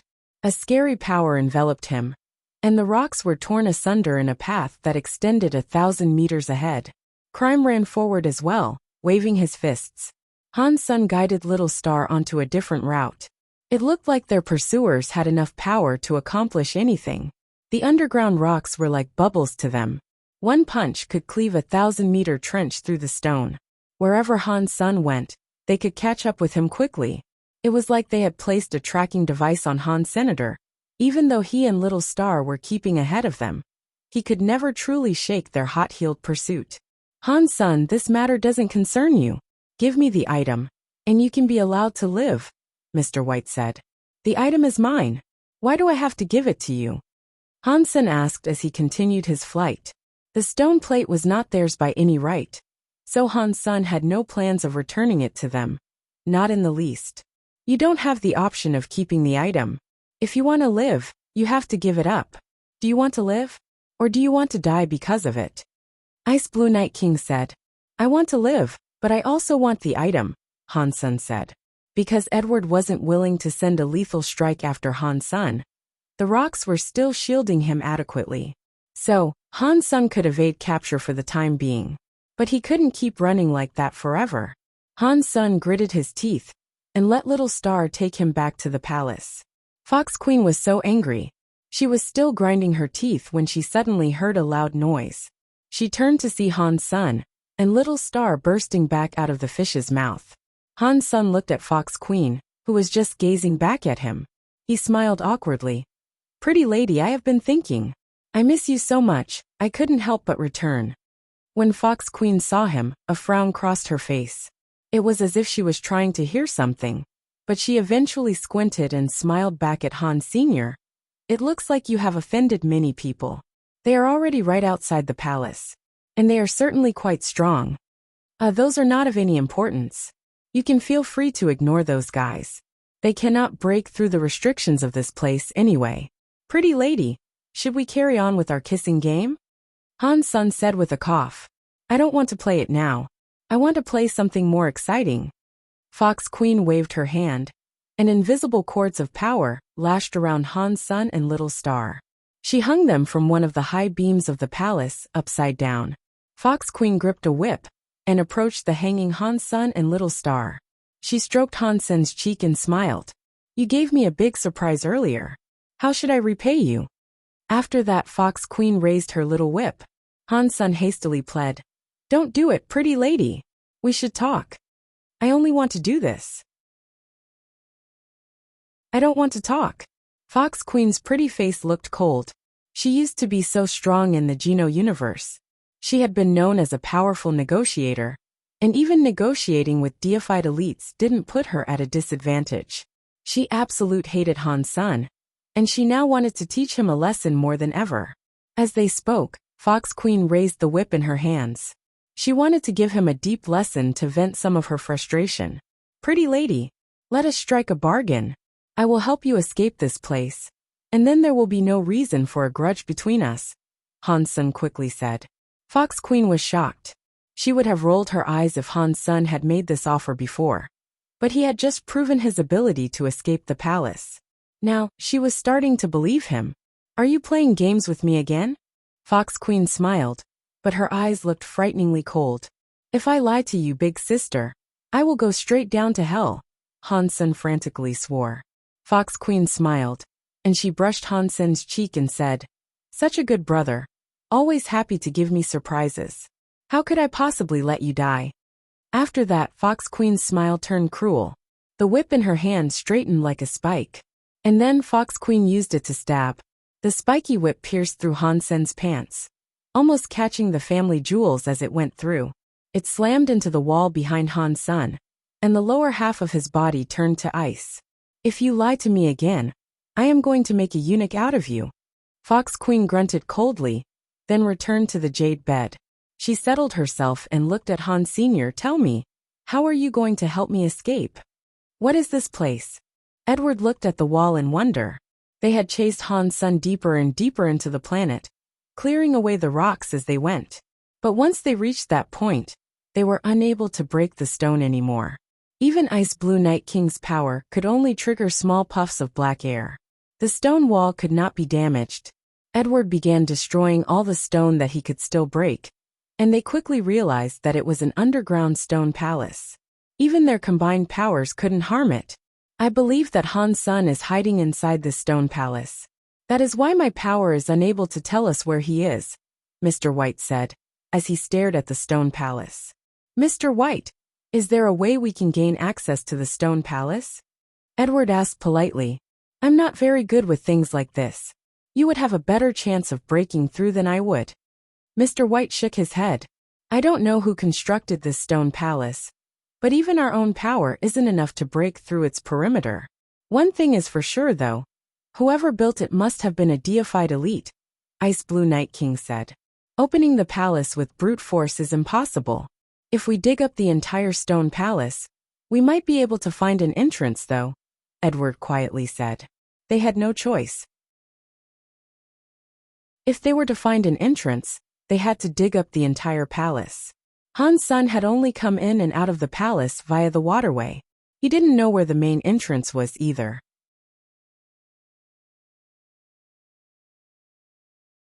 General Ghostbone was too devious. He integrated your body into the prison structure. If I fully broke down the walls of the palace, I would have to destroy your body as well. Breaking the restrictions would kill you. Han Sun looked at Fox Queen seriously. Keep going. Fox Queen, hearing Han Sun say this, believed him even more. If her powers truly were woven into the palace, then they would have to be very careful as they attempted to escape.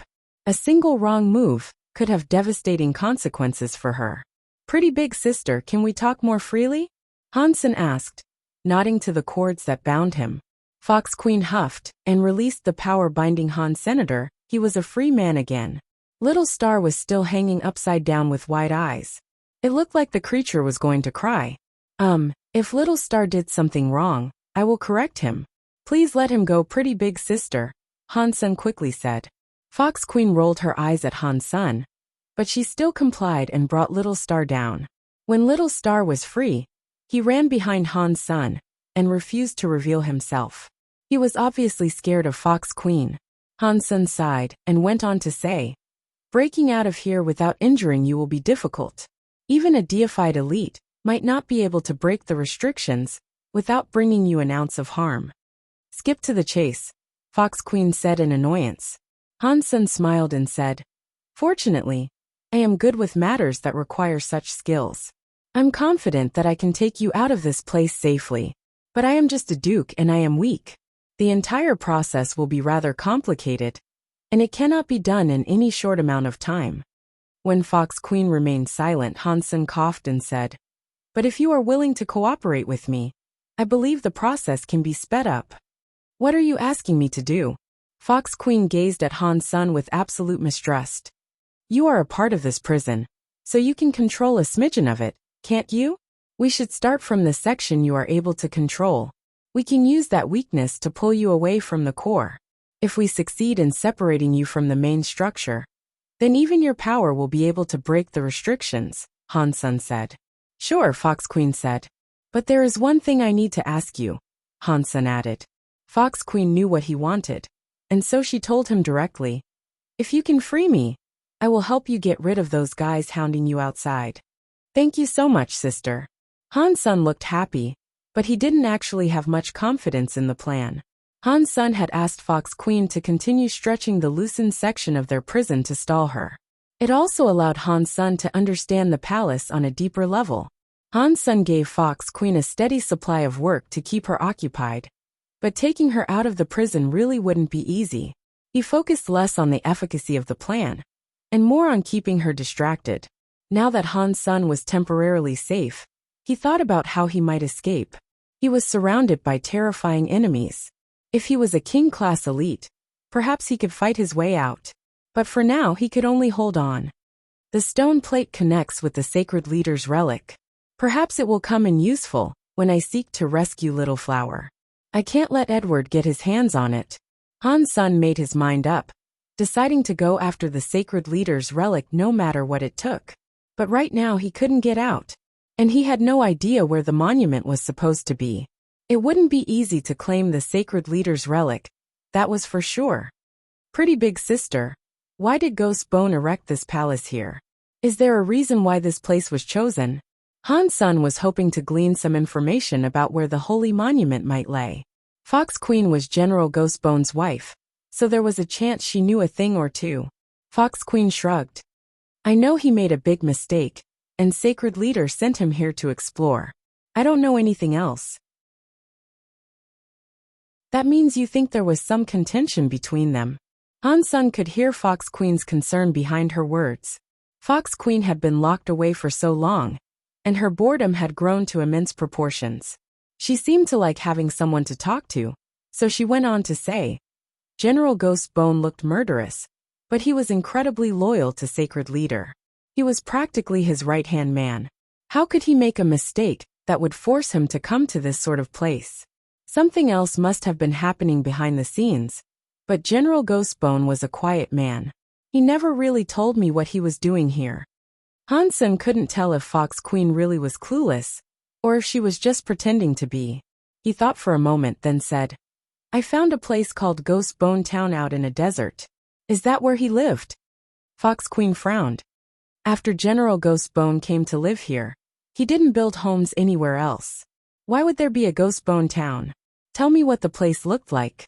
Han Sen told her about the town he had discovered, but he didn't say anything about how it was in disarray. When Fox Queen heard Han Sen's description, the expression on her face morphed through a variety of emotions. After a while she said, I see. I see. What are you thinking? Han Sen asked. Fox Queen smiled. If I am guessing things correctly, the town you found was actually a haven for the Sacred Leader. Ghost Bone Town was just an outpost. No wonder he was there. What is that place? Han Sen was so happy. He was finally getting to the meat of these mysteries. Fox Queen considered his question.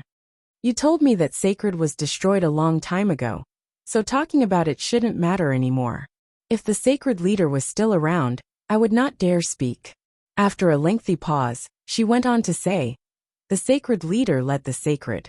He beat every being that came against him, and he almost became the king of the entire Geno universe. But every creature has a lifespan, and that law even applied to someone as powerful as the Sacred Leader. No one is able to fight time, and death finds us all one day. That powerful man didn't want to die like everyone else though, and so he sought to live forever. In the pursuit of immortality, Sacred Leader conducted many tests. I know there were at least 100 of them. Fox Queen seemed to be struggling to remember. I was Ghost Bone's wife, and Ghost Bone was the Sacred Leader's most trusted right hand. I learned a bit about all this from Ghost Bone, and although I was told little, I could tell that the leader was ambitious.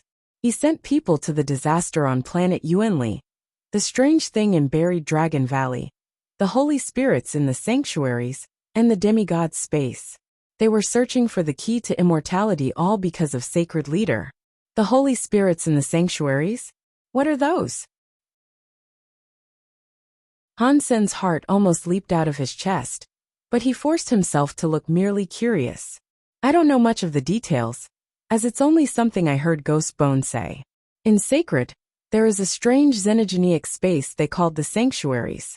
The leader tried to research the undying spirits there, Fox Queen said after some thought. Spirits? Han Sen thought, his heart trembling.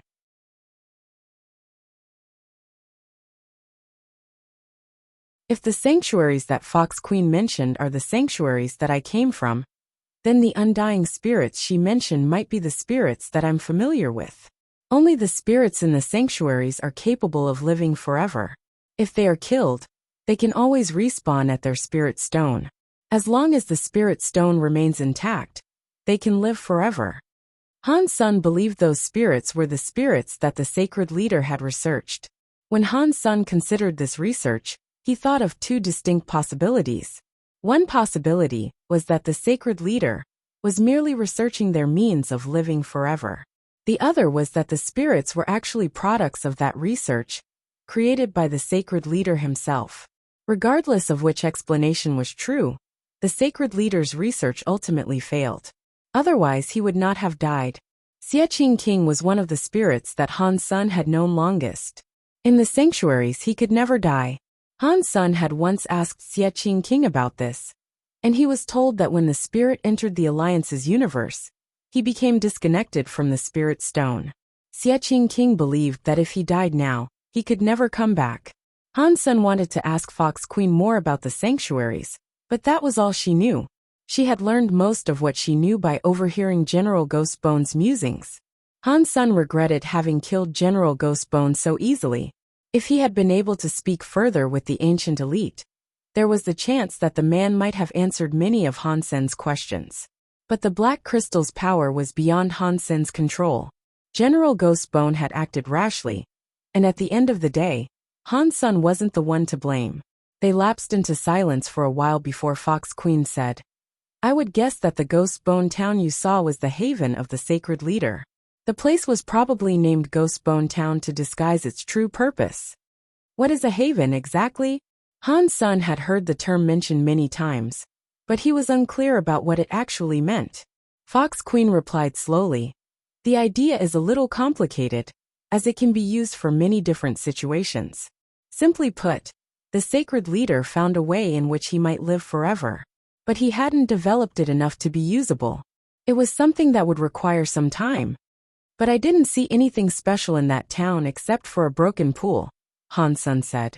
Fox Queen smiled and said, "It was a secret project. Do you really think it would be so easy to find? The town was probably just some facade or entranceway to the Real Haven. There might have been an item there that would allow you to access the haven. You might have to search the place more thoroughly." What Fox Queen said doesn't match up with what General Ghostbone told me. He said that the holy monument lies someplace else, Han Sen thought. Then he asked, "But I saw General Ghostbone's statue there, and it was merely guarding the gate. There was another statue inside. Was that the sacred leader?" Han Sen described the human emperor statue once, and then he waited for Fox Queen's answer. Fox Queen shook her head. "To be honest with you, I never saw the sacred leader. I'm afraid that not even all of the top 10 generals were permitted to see what the sacred leader actually looked like." "How is that possible?" Han Sen looked at Fox Queen in disbelief. "It's not that strange, really. The sacred leader was always clad in armor that hid his face. No one even knew if the sacred leader was a man or a woman. All I know is that his shape wasn't too different from yours or mine. But that was just the shape that could be discerned through his armor, after all. With his strength, it wouldn't have been difficult for him to change his body, or even reshape his genes," Fox Queen said. There was little more that Fox Queen could tell him. Although she wanted to continue the conversation, she didn't actually know very much. She could only relay the offhand comments and casual references that she remembered from her time with General Ghostbone. Han Sen examined the chains that held Fox Queen. When he needed a break, he went to White Bone Hell to practice. He used the story of genes to refine the Ghostbone power. Han Sen put off practicing his Dongxian Sutra for the moment, as the story of genes required non-native power, and that was what he currently had. The Blood Kirin, when it noticed Han Sen's return, immediately emerged from the Lotus Mountain. It grabbed another one of those blood pairs, and came running over to Han. Senator Han Sen tried to get closer to the Blood Kirin, as it didn't seem hostile at all. It made Han Sen feel rather joyful. Maybe I really can tame this thing. If I had this king-class fighter on my side, perhaps I could square off against enemies like Edward. Han Sen tried to touch the Blood Kirin, and when he did, the Blood Kirin didn't shy away. Still, it was a very withdrawn creature, and getting close to it was difficult. At the same time, Edward and the others finally found the door of the palace. They were unable to open it, however, so they were still stuck outside. "Why is there a palace here? Did the sacred leader leave it behind?" asked a king-class ice blue knight. "Look at the architecture of this place. I don't think it belonged to the sacred leader. If I'm not mistaken, this place's style is reminiscent of General Ghostbone's handiwork," Mr. White said. "Regardless of who built this palace, we must find a way to get it open. We cannot go to the monument without the relic that Han Sen took." Edward looked at Mr. White. "Mr. White, You are very good when it comes to unraveling restrictions. Do you have a way to open the palace's gate? This palace's walls are profoundly special. I have never encountered anything like this before. Breaking it might take a few decades, perhaps even a century. Mr. White exclaimed. That would take too long. Is there a faster way? Ice Blue Night King asked. Mr. White rubbed his chin in thought. The best way to get inside would be to force open a small section of the construct. If we combine all our power, then that might work. But first, we will have to make some preparations. And for that, I will require everyone's cooperation. I will listen to whatever it is you have to tell us. Edward and Ice Blue Night King nodded. I need some things that aren't currently available in the base, so I will have to go elsewhere to fetch them. It will probably take me about a month. In the meantime, I would like you guys to stay on guard here, Mr. White said. Mr. White then took Crime with him and left. Ice Blue Night King and Edward remained close to the palace, in case Han Sun ducked out and tried to escape. As Han Sun spoke casually with Fox Queen, he kept his focus on the structure of the prison itself. Almost unexpectedly, he found a way in which he could save Fox Queen too. But Han Sun didn't really want to save Fox Queen. It would only bring him harm. Who knew if she would wish to attack Han Sun the moment she got free? The shape-shifting foxes weren't the nicest of races. And she only spoke to Han Sun so much because she had been trapped there for so long and become profoundly bored. Who knew what she would do when she had her freedom? Han Sun knew that the beautiful shape-shifting foxes had arranged the downfall of entire races. More than a few species had become extinct because of them. That was another reason why Han Sun didn't want to talk to Fox Queen too much.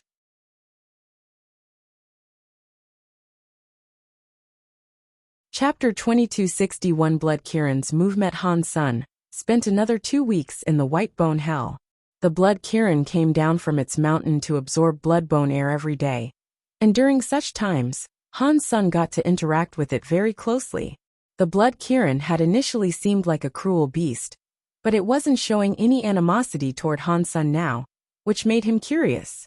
The most probable cause for the Blood Kirin's change in behavior, he figured, was the Blood Kirin having tasted his blood.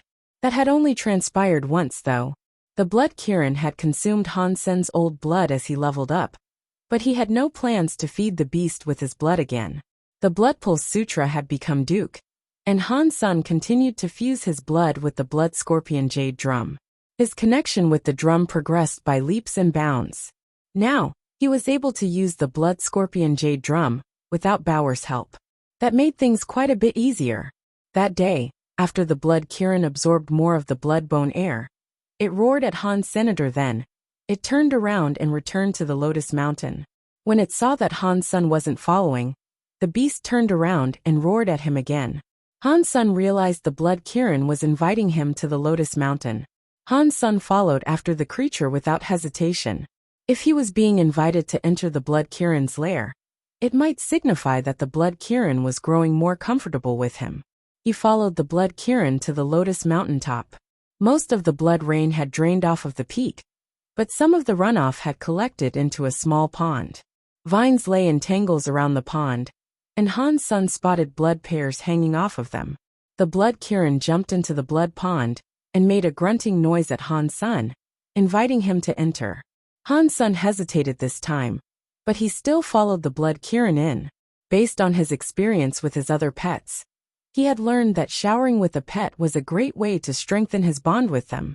Han Sun was planning to begin scrubbing the Blood Kirin's scales, but the Blood Kirin did something instead. It put its head in the water and dived in deep. Han Sun stared after the creature in surprise. It was obvious now that the Blood Kirin hadn't just invited him in for a simple shower. He quickly used his Dongxian aura to follow the Blood Kirin. Upon seeing Han Sun trailing along behind, the Blood Kirin dived in deeper. The blood pond was only 1,000 meters deep. They both reached the bottom fairly quickly, where the Blood Kirin disappeared into a tunnel that had been dug through the white bones. Han Sun continued to follow the creature. He was curious, not knowing exactly what the Blood Kirin wanted. The Blood Kirin led the way. It followed the white bone tunnel, and soon splashed out of the blood water. As his head broke the surface of the blood water, Han Sen noticed that they had emerged into a giant white bone cave. Before him lay the corpse of a giant, black xenogeniac. The black Kirin was as big as a mountain.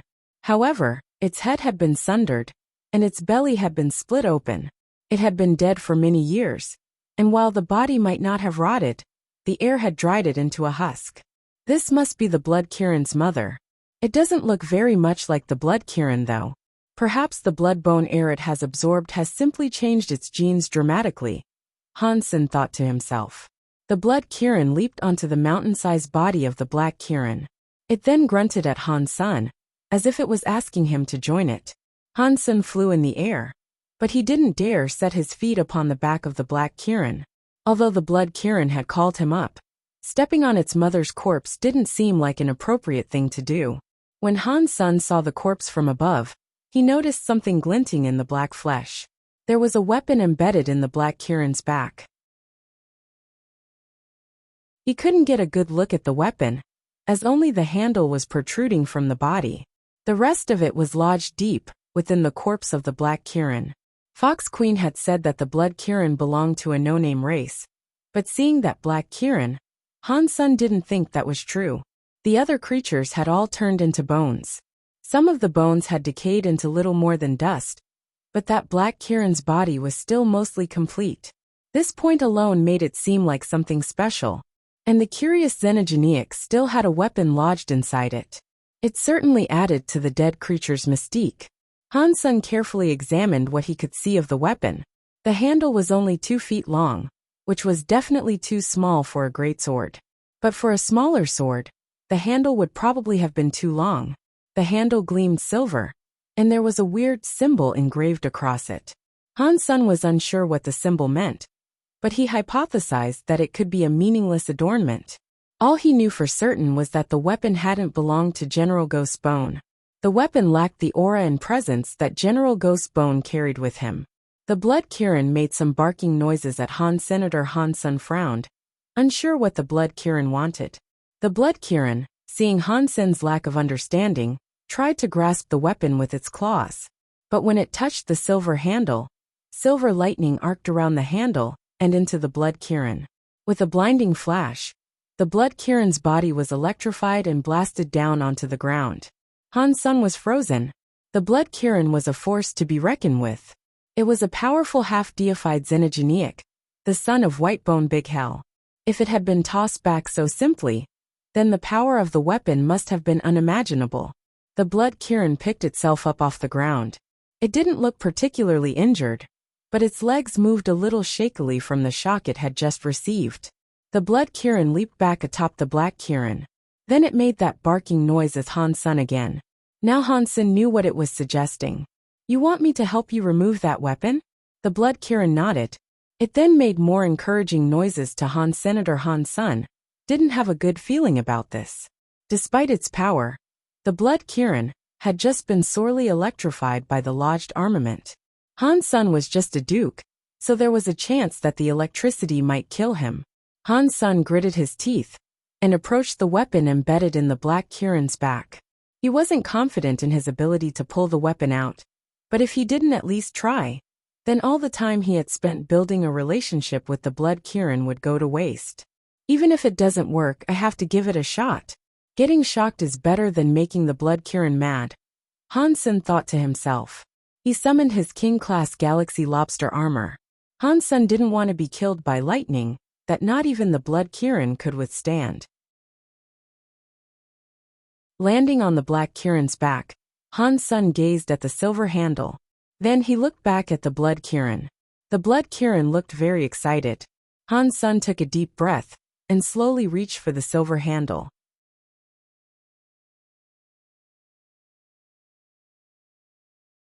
Chapter 2262 The Power of Science. Han Sen's fingers brushed the silver handle, and before he moved to grip it completely, silver lightning leaped out at his fingers. A vibration moved through Han Sen's body, and then he felt as if he had lost control of his own consciousness. There was a sharp cracking noise, and Han Sen was sent rocketing away. His flight ended when he crashed into a white bone wall. Fortunately, Han Sen was wearing his king-class Galaxy Lobster armor, so the hit didn't hurt too much. but his entire body ached, as if cramps were twisting him from the top of his head down to his toes. He convulsed slightly on the ground. Well, that was scary. The lightning might not have done too much damage, but the soreness afterward is pretty terrifying. Han Sun mustered every ounce of his strength to get up. He crawled across the ground as white bubbles frothed from his mouth. He pulled himself into a sitting position, but he still felt extremely weak. He wasn't able to stand up just yet, so he sat very still as his head spun. The blood Kirin leaped off of the black Kirin's back. It circled Han Sun, making a low keening sound. It was as if it was saying, "Are you okay?" "I'm fine." "What kind of lightning is that, though? It is so weird. My king-class armor did nothing to repel it."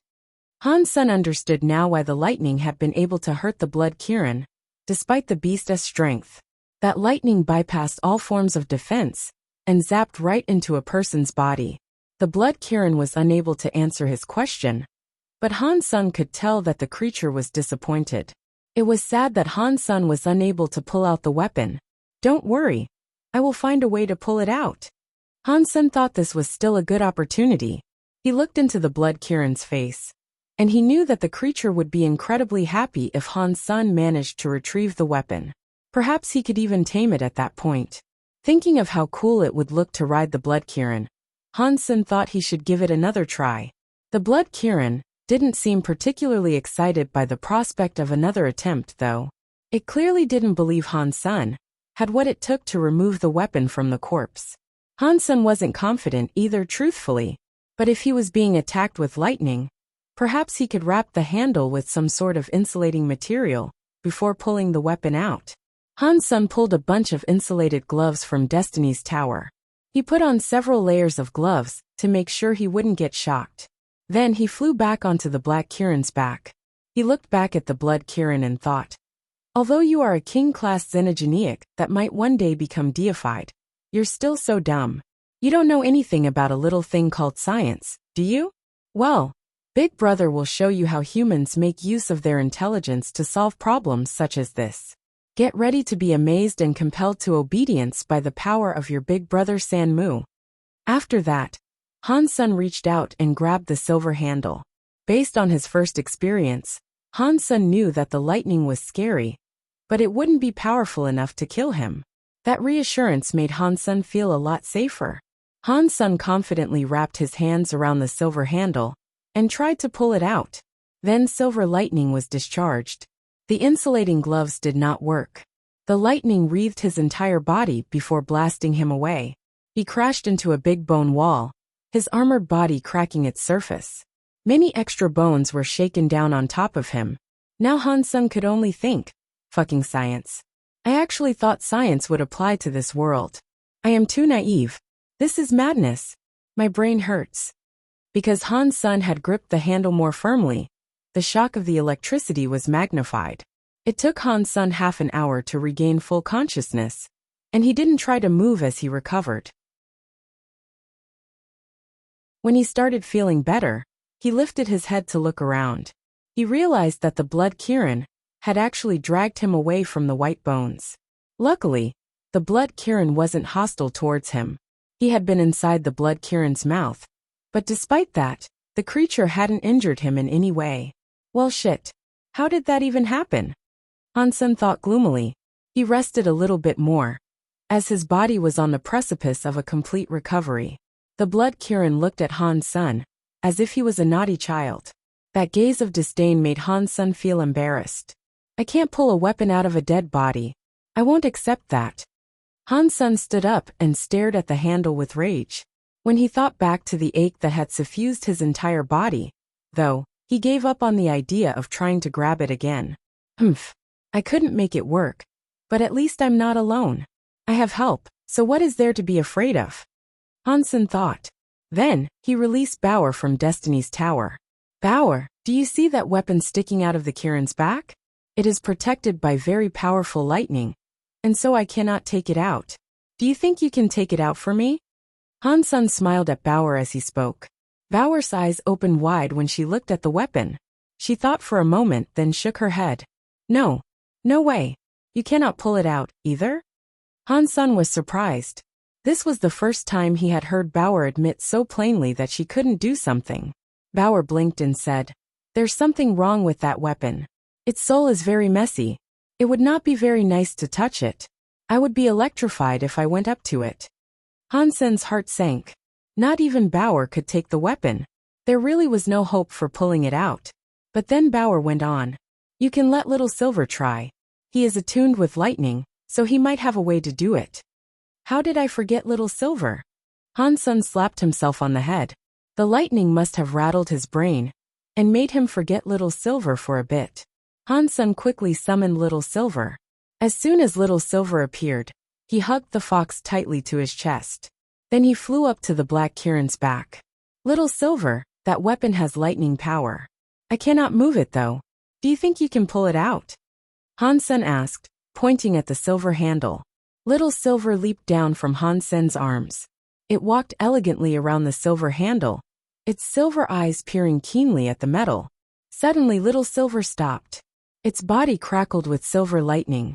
That lightning spread fast, and the fox's body began to swell and transform. 10 tails of lightning rose behind the fox, swaying like the heads of a hydra. The next second, that ethereal lightning form of a fox opened its mouth. It grabbed the silver handle and tried to pull it out of the Black Kirin.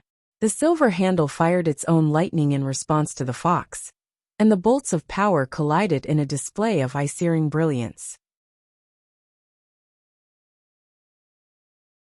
It seemed as if the two powers were exploding when they touched each other.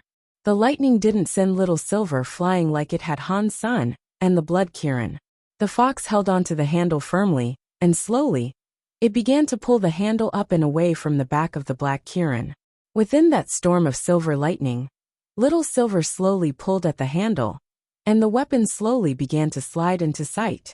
Han Sen could see triangles across the weapon, and there was a strange symbol within every triangle. Lightning arced and jumped around the symbols.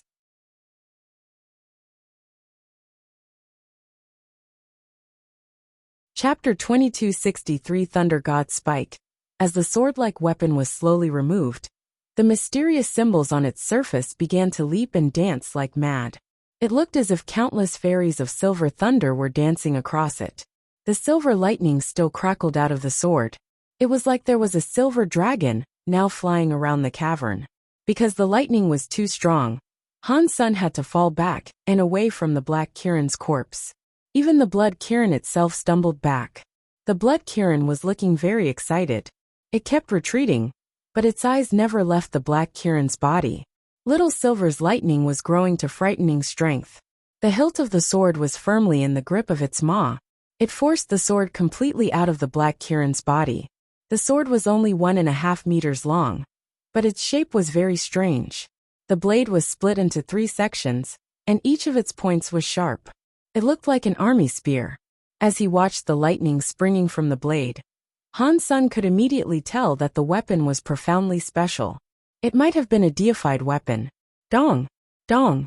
Little Silver leaped off of the Black Kirin's back. It loosened its grip on the handle and let the silver sword clatter to the ground. Then Little Silver let its powerful lightning fox form dissipate. Although Little Silver didn't seem to be injured, it did look exhausted.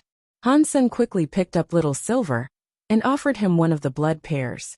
Little Silver shook his head at the fruit and lay down on Han Sen's chest instead. It closed its eyes, looking very, very tired. Upon seeing the silver sword come free of the dead creature, the Blood Kirin leaped towards the Black Kirin's corpse with exuberant joy. What a sweet creature. All it wanted was for its mother to rest in peace. It's rare that I get to see something this touching. Han Sen sighed. The next second, Han Sen's eyes opened wide. The Blood Kirin ran over to the Black Kirin's body and used its teeth to rip off a chunk. The Blood Kirin tore into the corpse, eating ravenously. The Blood Kirin used its claws to tear the body apart, and viscera and gore flew everywhere as it feasted. Han Sen froze for a while, his face growing a little pale. His initial assumption seemed to have been very wrong. He didn't know anymore if the Black Kirin was indeed the Blood Kirin's mother. If it was, the Blood Kirin really was a monster. But that sort of made sense. The Blood Kirin was born from a dead body. It had spent its life consuming the white bone hell's blood-bone air. Its very existence had come from death and cruelty. Eating the corpse of its own mother to gain strength wasn't out of the realm of possibility. It was still an incredibly heartless act, though. Han Sen was planning to put Bauer and Little Silverback inside Destiny's Tower. If the Blood Kirin went mad after consuming the Black Kirin, they would have to run. Before he could grab her, Bauer ran over to the silver sword. She reached her hand out to grab it before Han Sen could shout a warning. When Bowers came down upon it, the blade no longer released that silver lightning. Bauer dragged the sword back over to Han Sr. Dad. This sword is awesome. We should take it with us. Bauer held the sword out to Han Sen as she spoke. Han Sen didn't dare take the sword though. Just because Bauer hadn't been electrified, that didn't guarantee that Han Sen wouldn't get shocked. Don't be afraid, Dad. It is fine now. The blade isn't dangerous anymore. Bauer winked. But why would Dad be afraid? I'm not scared, I'm just cautious. This is the behavior of a mature man. Han Sen blushed. He reached out to take the silver sword. Just as Bauer had told him, the sword didn't crackle with lightning when he touched it. It really did behave like an ordinary weapon now. Weird. Why has the sword become normal after leaving the Black Kirin's body? Han Sen looked at the Blood Kirin still gorging on the Black Kirin. He then thought of something. Maybe the Black Kirin's body triggered the power of the sword? Maybe that is why it remained active. The electricity kept the Blood Kirin from eating the Black Kirin. It had to have the sword removed first. Han Sen didn't know if his guesses were correct, but it didn't matter anymore. Han Sen went to check out the sword. The symbols of thunder across it were delightful to see. They made the sword look absolutely beautiful. It didn't even look like a weapon. It looked like an art piece wrought in silver. After witnessing its power, Han Sen agreed with Bauer. He couldn't tell what level it was, but he was fairly sure that it had to be a deified weapon. When he looked at the blade more closely, he noticed that a few words were engraved on the back of the sword. He was able to read them. It was of the common language in the Geno universe, and it said, Thunder God Spike. I think that must be its real name. Han Sen raised the weapon carefully in front of him. He tried to put his own power into the Thunder God Spike in order to trigger the weapon's power. Unfortunately, he could not get it to work. No matter what power or skill he used, nothing could trigger the lightning of the Thunder God Spike. Han Sen decided to use the Dongxian Sutra to simulate Little Silver's lightning power. Then he focused that power on the Thunder God Spike. The lightning symbols of the Thunder God Spike began to move. They were like silver snakes running up and down the blade. But Han Sen's Dongxian Sutra was merely Marquis class, so the lightning power he could simulate wouldn't be that strong. Only a small amount of the Thunder God Spike's power was summoned, but even so, it was already very strong. It was stronger than if Han Sen used all of his power with Jade Skin. This thing is definitely a deified weapon. Han Sen felt so happy. The Thunder God Spike didn't hurt him when he activated it either. That meant he could use the weapon in combat. Han Sen put the Thunder God Spike into Destiny's Tower, and thankfully, it didn't resist like the Jade Drum had. The Jade Drum was a living creature, but the Thunder God Spike was just a weapon. Han Sen was very lucky to have found the weapon, but it would be dangerous for him to carry a deified treasure in plain view. Unless it was direly necessary, Han Sen planned to keep the weapon hidden from anyone who might want to steal it. Han Sen put Bauer and Little Silverback into Destiny's Tower. The Blood Kirin was still eating the Black Kirin's body. It was a small creature, but its stomach was large. The Black Kirin's body was like a mountain, but a big chunk of it had already disappeared. The Blood Kirin ate its fill and grunted in satisfaction. Then it moved back, and made a rumbling noise to get Han Sen's attention. It tossed its head at the Black Kirin's body, as if it was inviting Han Sen to eat. It's fine. You can eat it. Han Sen shook his head. His body was already filled with unprocessed ghost bone power, so it didn't matter what he ate right now. But the Blood Kirin's invitation was still reassuring.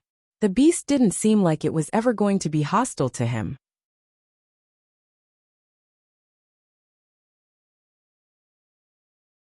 Chapter 2264 Forced Entry. When the Blood Kirin saw that Han Sen wasn't eating anything, It turned around to continue consuming the corpse by itself.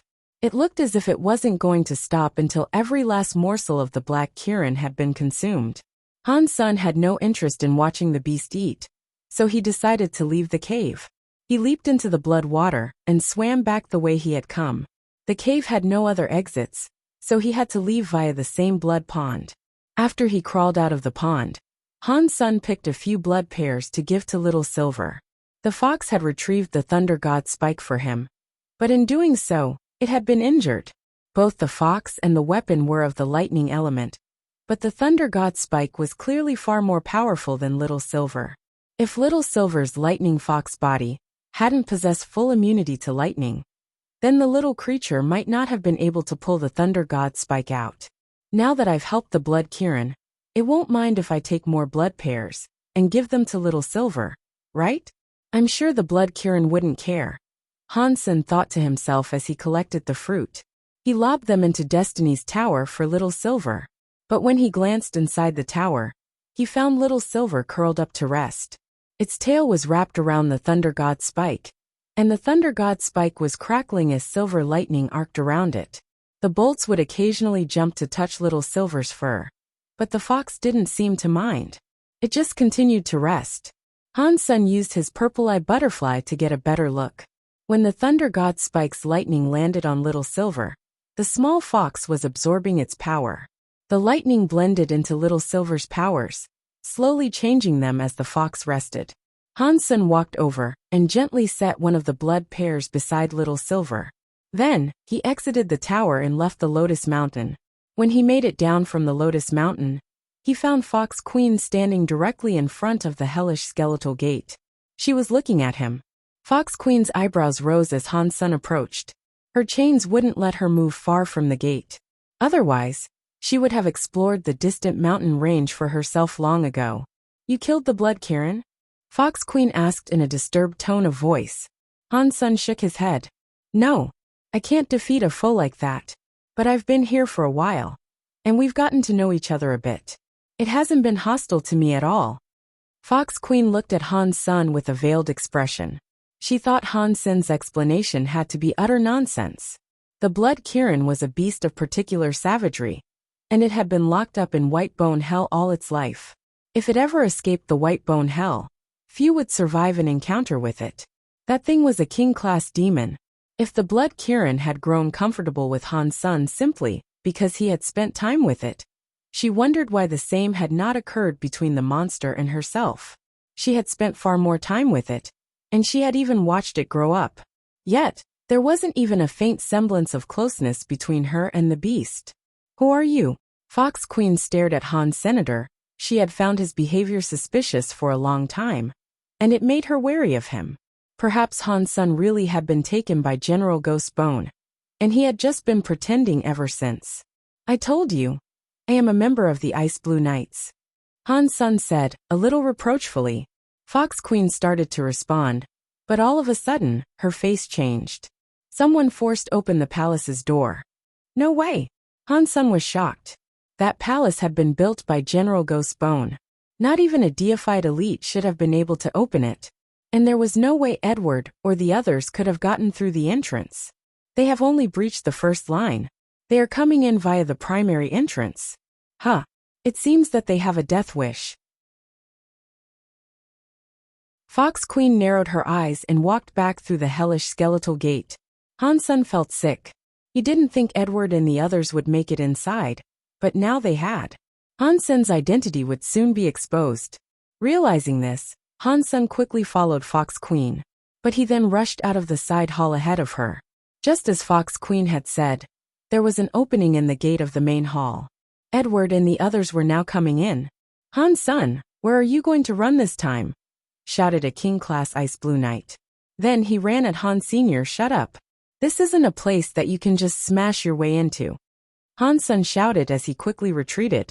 He fell back to Fox Queen, who had just appeared. Ice Blue Knight King's power was headed for Fox Queen.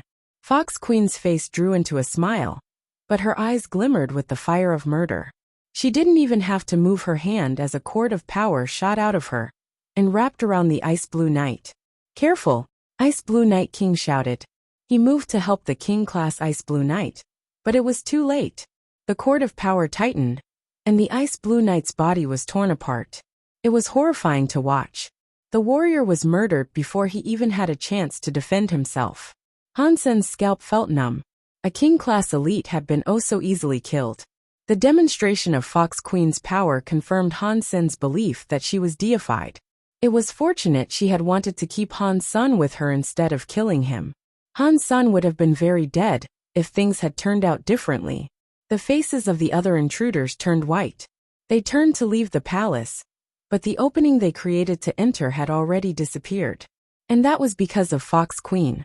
Edward and the others attacked the palace's gate, but their efforts were futile. Didn't you know? You can't just come and go from this palace as you please. Fox Queen's cords of power began to move again, heading for Edward and all the others.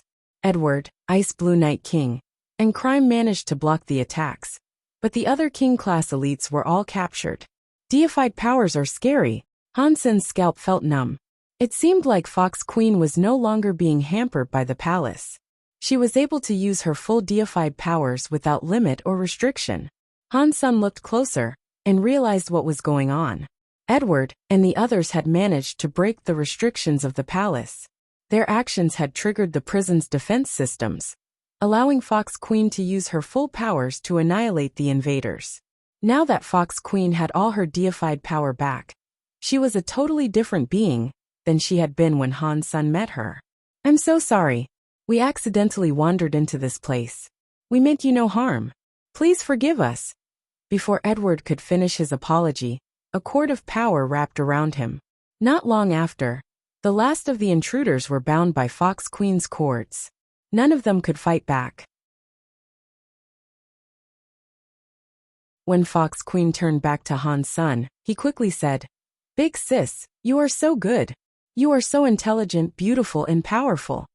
I think I heard them refer to you by the name of Han Sr." Fox Queen stared at Han Sen and gave him a predatory smile.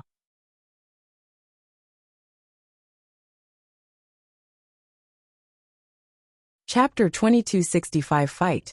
Please don't tell me Han Sen is your fake name, Fox Queen said, smiling at Han Sr. My name is Han Senator Sanmu is just a nickname. Only close family and my bestest friends call me by that name, Han Sen said shyly. Fox Queen rolled her eyes, but she wasn't going to push the subject any further.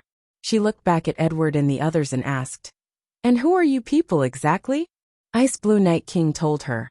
"We are Ice Blue Knights of the Extreme King. Please do not misunderstand our intent, for we are only here to apprehend the criminal traitor, known as Han Senator. We didn't mean to offend you. What did he do to incite your wrath?" Fox Queen asked with curiosity. "This is quite the hunting party you've assembled." Ice Blue Knight King and Edward frowned. They had told her they were Extreme King deliberately, knowing that the name was feared all across the universe. But when they looked at Fox Queen's face, they saw no hint of fear or trepidation. Their attempted name drop had failed quite spectacularly. The shapeshifting foxes weren't one of the top races, and even a deified fox should have been afraid of the Extreme King. However, Fox Queen seemed entirely unperturbed. What they didn't know was that the Extreme King only rose to prominence after Fox Queen had been incarcerated in the palace. Their name meant little to her, as they were a minor race back in her heyday. He is a traitor in the Ice Blue Knights. It was difficult for us to locate him. Being the slithering, tricky little snake that he is, he managed to escape. He eluded us for a while, but we traced him all the way to this place. It was never our intention to offend you, Edward went on to say. His face was straining under the weight of his forced sincerity. Han Sen and Fox Queen had only exchanged a few words in front of Edward, but he could tell that the relationship between them wasn't very warm. So he didn't mention the relic he sought. Han Sen had to be keeping the relic somewhere on his person. That meant they had a chance. If Edward mentioned the relic, and it was claimed by a deified being, they stood no chance of reclaiming it. Fox Queen's face looked like stone. She held a cord of power and used it like a whip to lash Edward, who was still hanging in the air upside down. His face was gashed as the whip tore so deeply into his flesh that it exposed the bone of his skull. Blood began to dribble through his hair. Everyone was shocked. Fox Queen did not say a word as she continued the whipping. A short time later, Edward was covered in open wounds and dripping blood. I was lying to people before your great-grandmother was even born. And you think you can deceive me? Do you want to die? Fox Queen's gaze was hard as she looked at the blood-soaked Edward. Let me ask you again, why are you chasing him? He stole something very important from us. That is why we have been chasing him, Edward said. And what is this thing? Fox Queen frowned, but she stopped hitting Edward. We don't know what it is. As Fox Queen started to move her hand, he immediately said, We discovered an ancient city in the desert. Han's son snuck in and stole an item from that city, although we're not sure what it was. If you would like to know what he stole, then you will have to ask him. Fox Queen looked carefully at Edward and the others. Then she turned to Han's senator with a smile. She said, My good brother Sanmu, it looks like you've already retrieved the item from that city you mentioned. Very good. I did take something from that old city. Han's son nodded. Where is it? Fox Queen's eyes looked sharp. Even to her, any item that had belonged to the sacred leader would be quite tempting. Han's son smiled. He had no intention of revealing the stone plate to anyone. He merely said, Sister, which you would prefer, this item or your freedom? I am very greedy. I want freedom in the item. Fox Queen's cord of power suddenly moved. It was headed for Han's senator. Han's son shot off to the side hall, wanting to race right into the hellish skeletal gate. As soon as Han's son appeared in the side hall, Fox Queen's cord of power was already on him.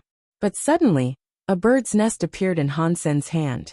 Inside it there was a red egg. The cord of power could bind a half-deified elite easily, but when it touched the bird's nest, it snapped like dry twine.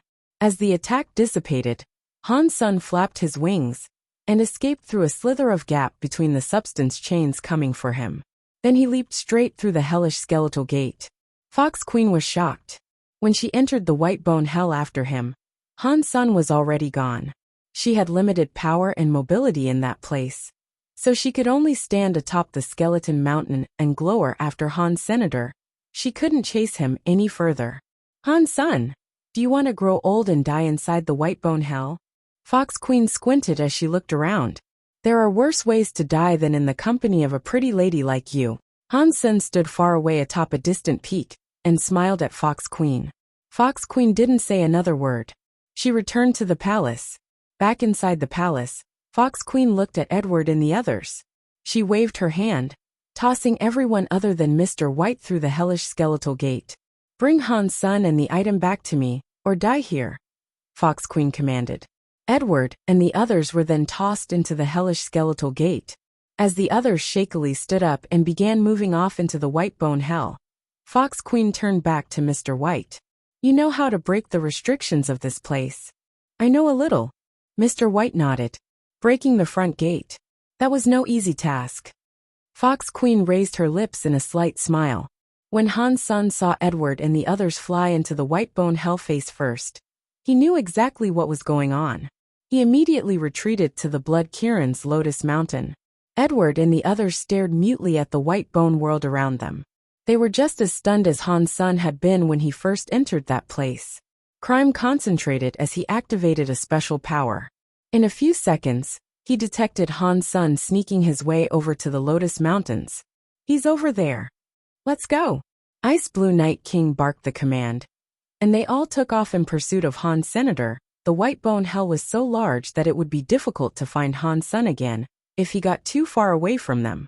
And because of Fox Queen's implied threat, they now had even more motivation for retrieving that relic. Ice Blue Night King was the fastest of the bunch, so he arrived at the Lotus Mountain first. Just as he was about to enter, however, he suddenly felt a blood air rise from the Lotus Mountain top. He had been sprinting forward at full speed, and his momentum kept him from changing direction quickly. He gathered up his strength and sent a wave of deep blue power against the tide of red. Boom! The blood air ripped straight through Ice Blue Night King's deep blue power. The attack tore through the armor on his chest without even slowing down, and blood began to spurt from his chest with unnatural speed. It was as if some power was sucking the blood out of him. You're tuning in to the Li Mei's Wuxia Whispers YouTube channel. We're so grateful for your support, and don't forget to subscribe to join us on this incredible journey through captivating stories. Your generosity through donations truly makes a world of difference, as it's the primary source of revenue that allows me to expand and enhance this channel for you. Thank you from the bottom of my heart for being a part of this adventure.